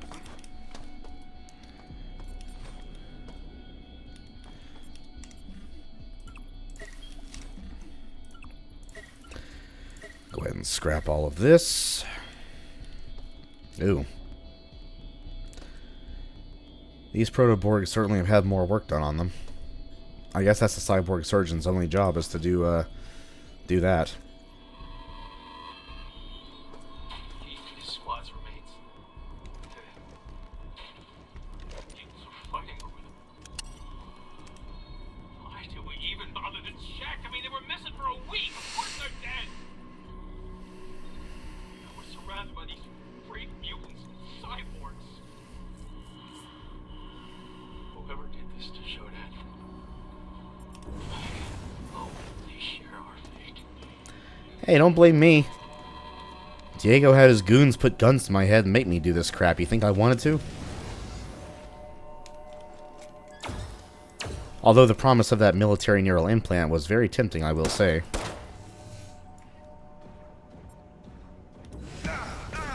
Ow. I thought the force field wouldn't quite clear itself yet. So here's the medical regen bay. Just pull this switch. Cyborg conversion canceled. Standard station restoration procedures online. And now it is officially back to its original function. Let's go ahead and eat some food here real fast.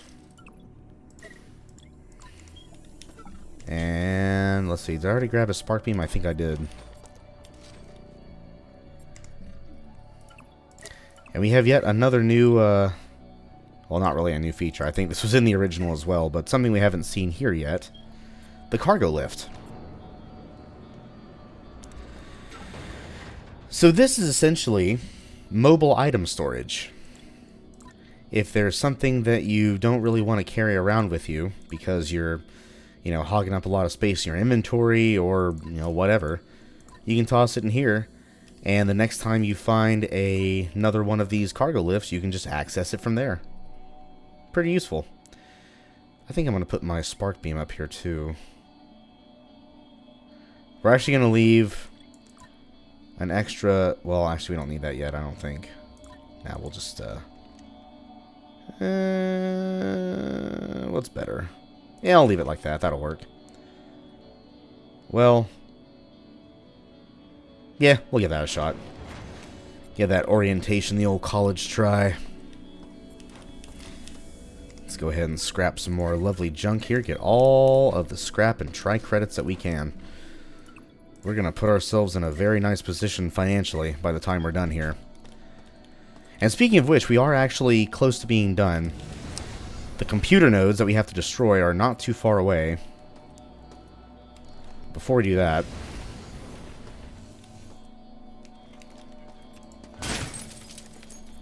lower the security a little bit more. Another audio log. Let's take a listen. Shodan again. Directive to Cyborg F-71. Move mutagen experiment V5 to Beta Grove on the executive level. Let the virus loose in the grove and observe its effects on flora and fauna. Collect samples from the mutated. Kill those who have not shown progress. And we will soon have a perfected strain that will consume the earth, allowing me to reshape the insects in my perfect image. I'll say it again. God complex. So here's the other side of that locked door, by the way. So now we can take a little trip back into the maintenance tunnels, which I will be doing somewhat shortly because I do want to recycle all of this junk. So let's see, we have 10 credits, 20, 30, 40, 50. Excuse me. 100, 120. Oh yeah. We're going to be good. But we're not quite done yet. We also did find the code for the Armory in Gamma Quadrant, make no mistake. What is making that noise? Was it the door? I think the door sound effects were kind of bugging out for a sec. That's okay as long as it doesn't cause a crash. Scanning. Now be careful here, there's another of these here assassins. Go ahead and take care of him. Scrap his damaged AR. Magnesium tip rounds, I will take those. Kind sir, thank you, very large. And then further down here we have a mutant, but not only that. A camera. Come on. Oh, good hit. But not good enough. That's what you call a hit. And I will drink your damn sody pop. And I will also drink this damn sody pop. Wait. Oh, that's right. I put the other magnesium tip rounds in the cargo lift. That's right. I forgot about that. You know what? Well, hang on. Go ahead and finish this exploration here first. But look at these. Nice. Look at this view. My goodness. There's another grove up there on level 6. And there's Saturn. And Saturn's rings. Gorgeous. Absolutely gorgeous. Well, let's see what all we have here. Ooh. Mr.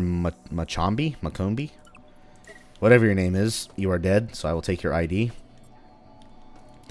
I promise I will not do anything suspect with it, because I now will no longer remember your name, because I have vaporized your ID tag. Another snack machine.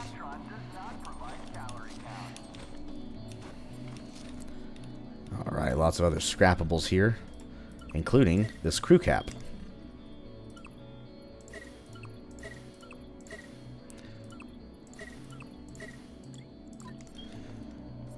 And another one of these futuristic porta-johns. Alright, so before we go into here, which is where the nodes are located, well, leads to where the nodes are located. Oh, wrong door. Let's go back inside here into ye old cargo lift. Now let's go ahead and pull the ammo back out. Ammo hardly takes up any space, so I'll at least keep that with me, but I will store the food. Put the ammo right there. Save this for more scrap. Oh, yeah. We are doing just fine. So, this room right here. Excuse me a second. There we go. This room here. This force field. We have to deactivate it in cyberspace. There's the other cyberjack right in there. These drones in these little stasis field things, they will become active after you destroy the computer nodes. Now, alternatively, you can also destroy them here, which I may go ahead and do just because it's fun. Oh, you know what? I could give the gas grenade a try. Ooh, hey now. Hey now. That could be something to do. But before we do that, let's go ahead and take another little jaunt into cyberspace, as well as listen to Miss Showdown once again. Most of the insects have either died or will reborn. Small resistance pockets remain. I will cleanse them from my body soon. Diego has served well and will continue to evolve to suit my purposes. Earth shall receive my magnificence. Oops. Just want to make sure it's still capturing the game footage. Arrive, and there shall be no other gods before me. Sorry, but I really don't want to take the chance of messing up the recording again. But yes, we are capturing the game footage. We're all fine. So, back into cyberspace with us.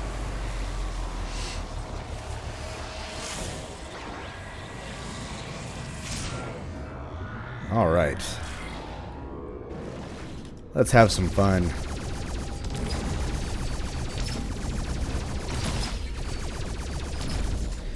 You know, I don't remember what year Descent came out, so I'm wondering if Descent did 6 Degrees of Freedom first, or if System Shock did. There may have been some DOS games that did it before either, but if there were, I wouldn't know what they are. Or were, rather.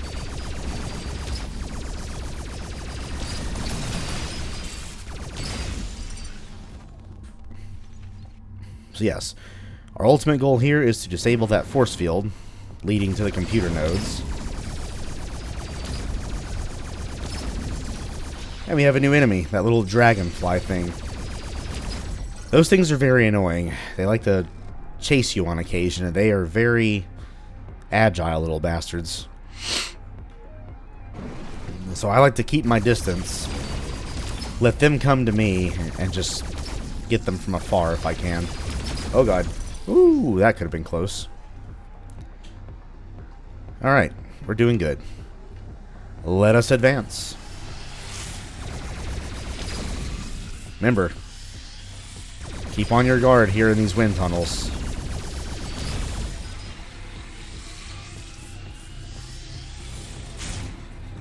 Okay, so here's where we take on the most annoying enemy in cyberspace. That purple guy way over there. Prioritize them always. They fire a bouncing, spinning red projectile that looks very reminiscent of the glaive from the movie Kroll. And it has limited homing abilities. It kind of seeks you out, but it kind of just bounces around as it pleases. And you can shoot it to knock it off its course, but I don't think you can actually destroy it. And it will eventually return to that big purple enemy where he will eventually shoot it at you again. So just be careful around it. But yeah, every time you see that thing, always make it a priority target.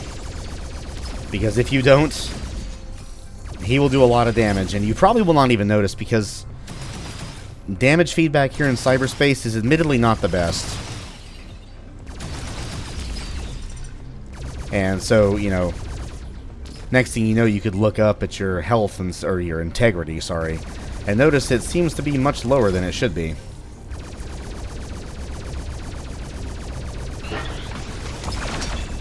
Medical force field door deactivated. That means I'm out of here, suckers. So long, Screwy. See you in St. Louis. Through the hexagonal Stargate, and right back into real space. Through this lovely pseudo-loading screen. Now, you undoubtedly noticed that new robotic enemy on the other side of the force field. That is... Oh, I didn't want to do that. I made a mistake there. I pressed the wrong key. That's okay. Yeah. Enter the room, insect, and it will become your grave. Thanks, Shodan. But that is a Security 1 bot. They're actually really easy to deal with, because as soon as they see you, they will freeze in place and fire 2 shots. As long as you duck the shots and then go back into their field of view again, they will hardly move at all, and they'll just keep shooting. And if you time it right, they'll just keep shooting into the wall and basically make themselves a free target. And just like the Hopper, that little mobile laser, they don't fire... Ooh, osmium core rounds, nice. They don't fire unless they're sitting still. So this ammo I just picked up, the osmium core is for the Magnum, which is basically a Desert Eagle. And we will for sure be keeping that with us. But we're not going to find it until I think level 3. So we'll just keep the ammo with us for now. There's also another camera. I think I know where it is too. Before we go back up, see what we have over here. Ooh. Is that an IT worker? With your laptop and your tech specs? Well, it seems like a nice little hiding spot, but not safe enough, really. And there's radiation. Everyone loves radiation. Or biological contamination. I really don't know what the real, like, difference is between the two. I just know they both do damage over time. Let's go and get this sense-around radar unit while we're at it.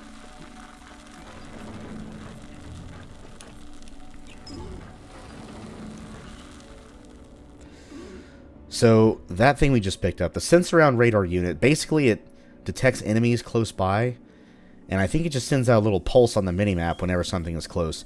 You have to actually activate it to use it, and it uses up energy, so I never really use it. But it can be handy if you decide to. Let's see. There we go. Alright. I just think it's time to take down them computer cores. Just about. But before we do that, we have one more camera to take out. Let's just do a little sprint jump across here. Zap that camera. Go ahead and activate that force bridge right there. Ooh, berserk patch. I'll take that. And where's your damaged rifle? There it is. I'll take that and scrap that, sir.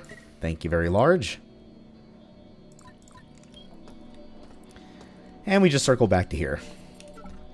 And this corpse here, Mr. Gruzicho Grushka. I will take your stuff, Mr. Grushka. Hope you don't mind. And ooh, a scalpel.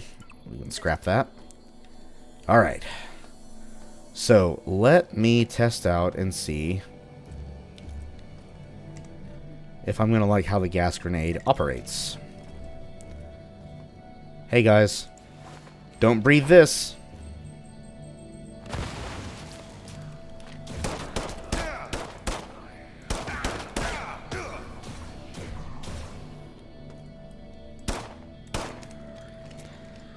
Yeah, I don't know. Again, probably a lot more useful when you actually have a grenade launcher to shoot it out of. But, I don't know. Also, I just took way more damage than I probably should have, but oh well. That's how the proverbial cookie doth crumble here on Citadel Station. But I'm going to make you guys believe you got me good. You guys want me to use a health item, don't you? You're like, oh yeah, we got that guy. He sucks. We're going to make him use a medipatch. Nah. Nah. I shall withstand. I can always just run back to the cargo lift and eat some... Matter of fact, you know what? I'm going to run my happy hacker ass back to the cargo lift and eat my food. Finally have a perfect excuse to use that food. And you know what else I can do? Is I can put these gas grenades inside. So eat, eat, eat, eat, eat, eat. I said eat. And vaporize, vaporize, vaporize. Give me the scrap.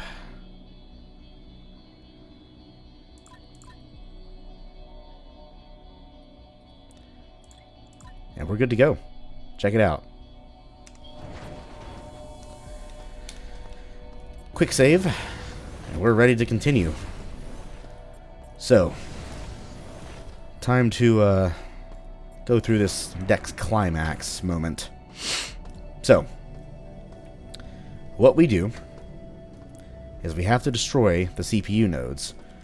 Doing so, oops, will not only reduce this level's remaining security down to 0%, but it will also display a number on that display over there. It'll make it stay the same. And that number has a very important feature.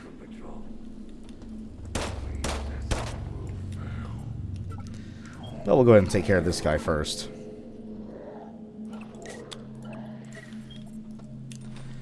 Let's scrap some more junk. Ooh, hey, pistol.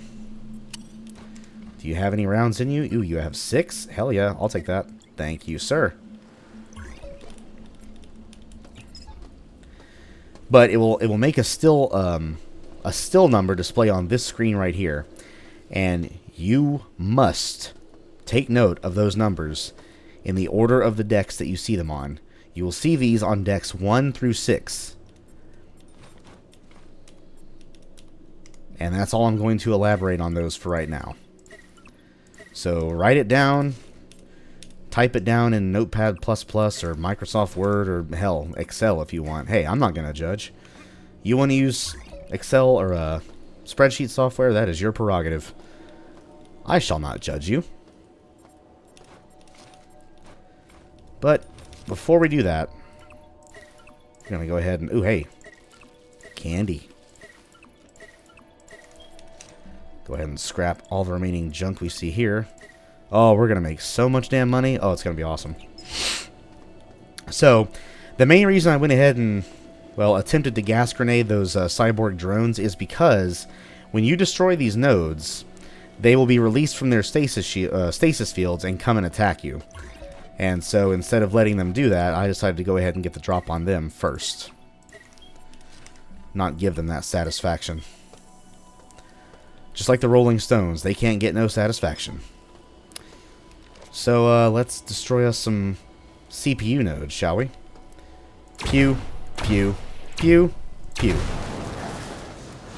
Pew, pew, pew. Look at that level security. See how it's going down every time?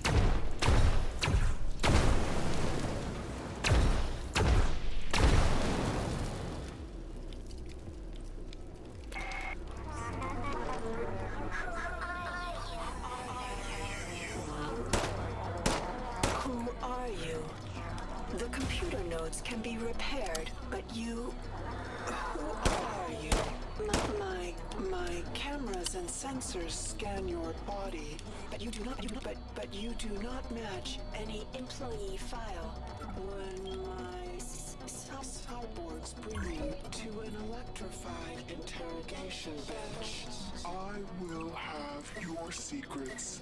And you will learn more about pain than you ever wanted to know. Ooh, I'm shaking in my little hacker space boots. So the number here is 5. And you know what? I'm going to take me a nice fat screenshot of that right now. 5. Write that down, type it down, do whatever you got to do. Make note of it in some way, because those numbers will serve a much bigger purpose later on. But that was the last bit of security. We are done with this deck. All it's left to do is scrap our junk, which I'm going to do next, actually. You know what? Let's actually also reopen the path to Alpha. Oh, hi. Hey, guys.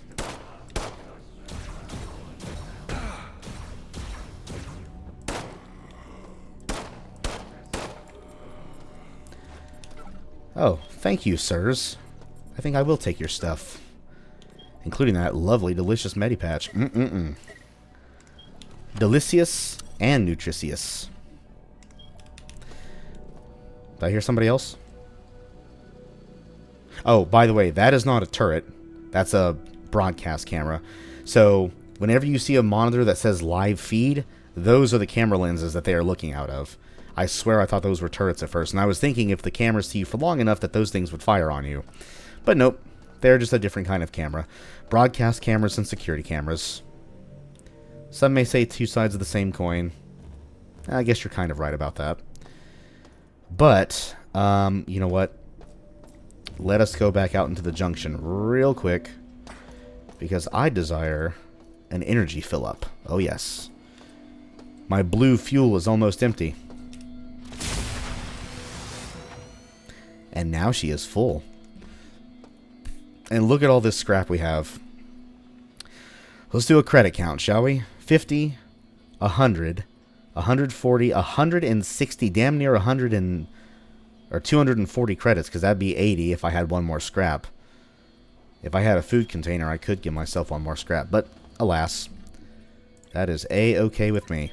So we're going to go ahead and go back to the maintenance tunnels, recycle the scrap, go inside the locked Armory and Gamma Quadrant, get our goodies in there, and get the hell up out of the medical deck. After that, we'll be done. This beast of a video shall be over and done with, and oh boy, then begins the editing and rendering part. And I'm going to keep that crash in because that was pretty funny. Since I have my OBS set to game capture and not display capture, you weren't able to see the stuff that was on my display. Nah, I'm just kidding. There's nothing suspect there. Or maybe there is. You'll never know. But in all seriousness, let us recycle our junk for money. Lots and lots of money. Speaking of money, how much money do we have? 25? Nah, that's nowhere near enough. Let's get us a nice fat paycheck right about now. Let's see. 2, 5, 8, 9.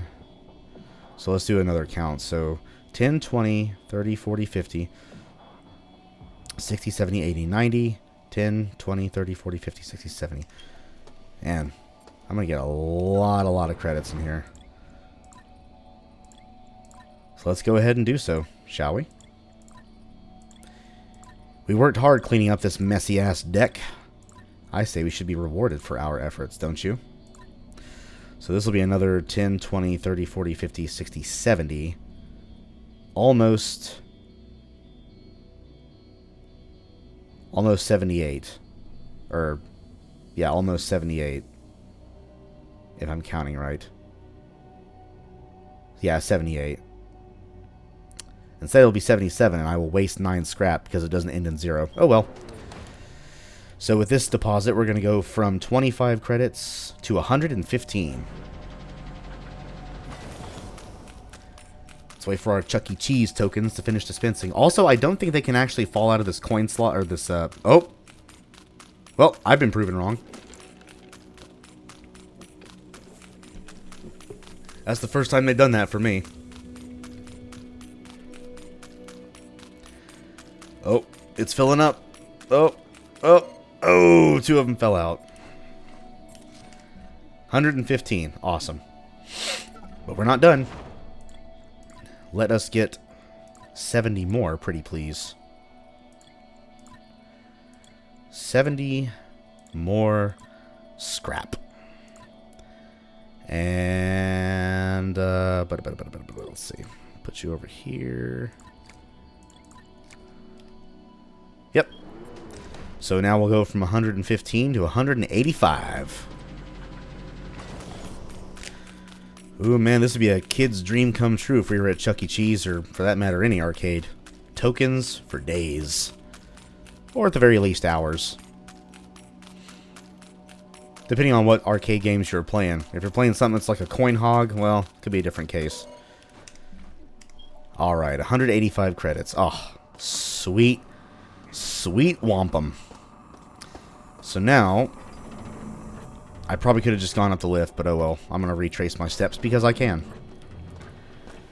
We are going to go back to the Junction, through to Gamma Quadrant, and find out what goodies await us inside that wonderful armory. Remember the code, kiddies. 705.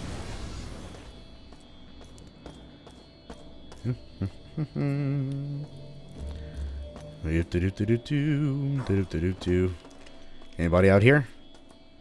Come on, don't be embarrassed. No one's gonna kill ya. Alright.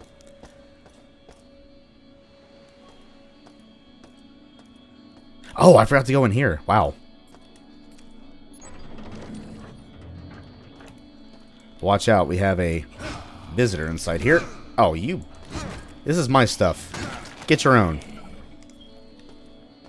Jerk. Medipatch. Medicine containers. Bio-waste bag. Oh, EMP grenade, yes. I'll put you down here, I guess. Excuse me. Vaporize these. I hear you too, kind sir. You shall not be alive for too much longer. And there should also be an audio log from a Mr. Sushi-san.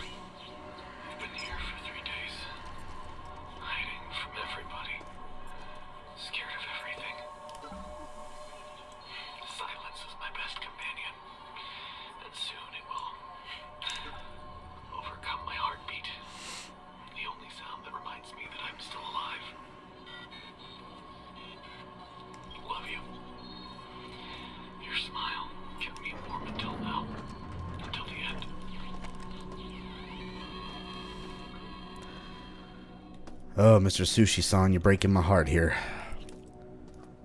Now, I heard a drone. He sounded close. Is he over here? Is he over here?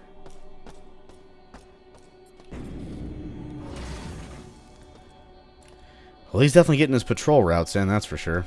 But anyway, 705.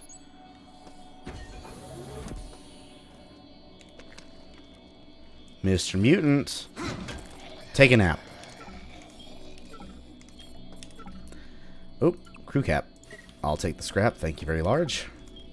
Spark beam.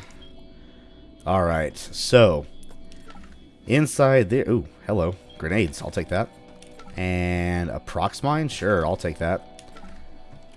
Ooh, sody pop. I'll take that too. Oh, hold on a sec. Check my messages real fast. Nope. Another sale text. No, thank you. Alright. So, inside here we have something new. A mod kit station. Ooh. KE41 capacity mod kit. Yes, sir. I'll take that.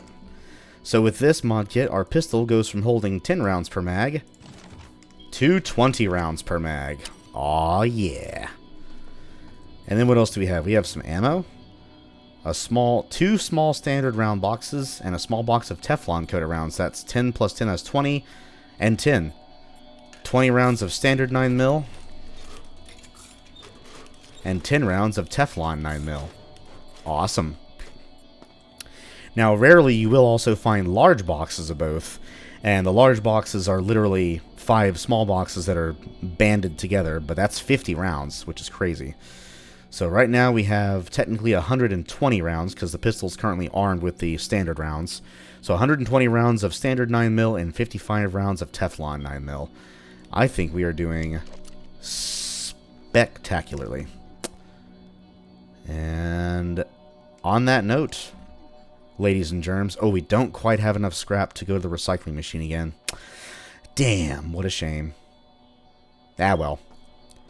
On that note, we are officially done with medical. So we are going to go back to Alpha Quadrant. Keep our pistol out just in case. And we're going to take the elevator up to deck number 2, Research. And that'll be the end of the first part of this adventure, the first of 10. Now, I will go ahead and say right now, I said this a lot earlier last time, but I'll say it here before I forget. The 2 longest decks in this series by far, because there's going to be a decent chunk of level hopping involving both of these levels, is going to be decks 6 and 7, especially 6, because that's where the groves are, and there's 3 of those things you got to visit. The groves aren't terribly huge, but they're still just it's a very multipartite level, so yeah, there's going to be a lot to do. But for now, we're done. Let us get the hell up out of here. Hey, ServBot. Dancing? Aw, he stopped dancing. Anyway, oh, hey, Miss Lansing. What you got for me? Rebecca here. It says here that you're listed as employee 2-4601. Diego provided that cover to you, and the neural implant. In exchange for what? The keys to Showdown. Not hard to put 2 and 2 together regarding the current state of the station. TriOp authorized a deal. Help get the station back under control, and you get a clean slate. Looks like we're partners now. And if we play this right, we can work out what Diego wants. I prefer a quiet station. Thank you. Oh, Shodan, eavesdropping is rude. Anyway, let's take a nice little break and go on up to Research, why don't we? I will say, though, keep your frag grenade handy. You'll see why here in a few seconds.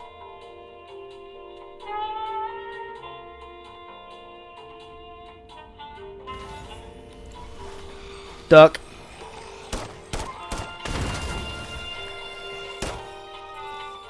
Yeah.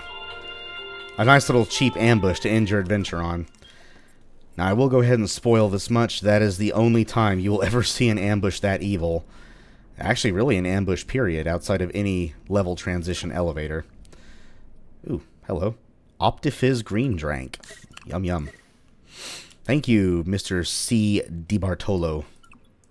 Thank you for the scrap, too. I very much appreciate it. And on that note, guys, I believe we are done for now. Oh, yeah, just for now. Plenty more to come. I just want to make sure I've looted everything here. Yeah, that is it. I'm going to make me a nice little manual save. Save 2833. I don't know why it says 5:31 a.m., but whatever. It's 5:31 a.m. in TriOptimum time, I guess. But that's it. That is part 1 of 10. Oh, man. Yeah, so, like I said before, strap in, because this is going to be a long one. There's going to be more than likely 10 videos total, 1 video per deck, because there's 10 decks total. There's decks 1 through 9, and then there's deck R, which is the Reactor. So, on that note, this video has lasted long enough. I have to edit and render this beast now, including that funny crash that happened. I honestly still can't believe that did happen. Hopefully, that's the only time we see it. But anyway, guys, that's it for right now. I am signing off, and next time we will venture along the research level. And remember, this is where we gotta find that isotope, activate the shields by putting the isotope in a generator on the reactor level, find the laser safety override code, put in the code, and then fire the laser into the station's own shields to blow it up. So we actually do have a bit of main objective hunting to do on this deck, so we'll do that next time. But until then, I will see you guys next time. Bye-bye.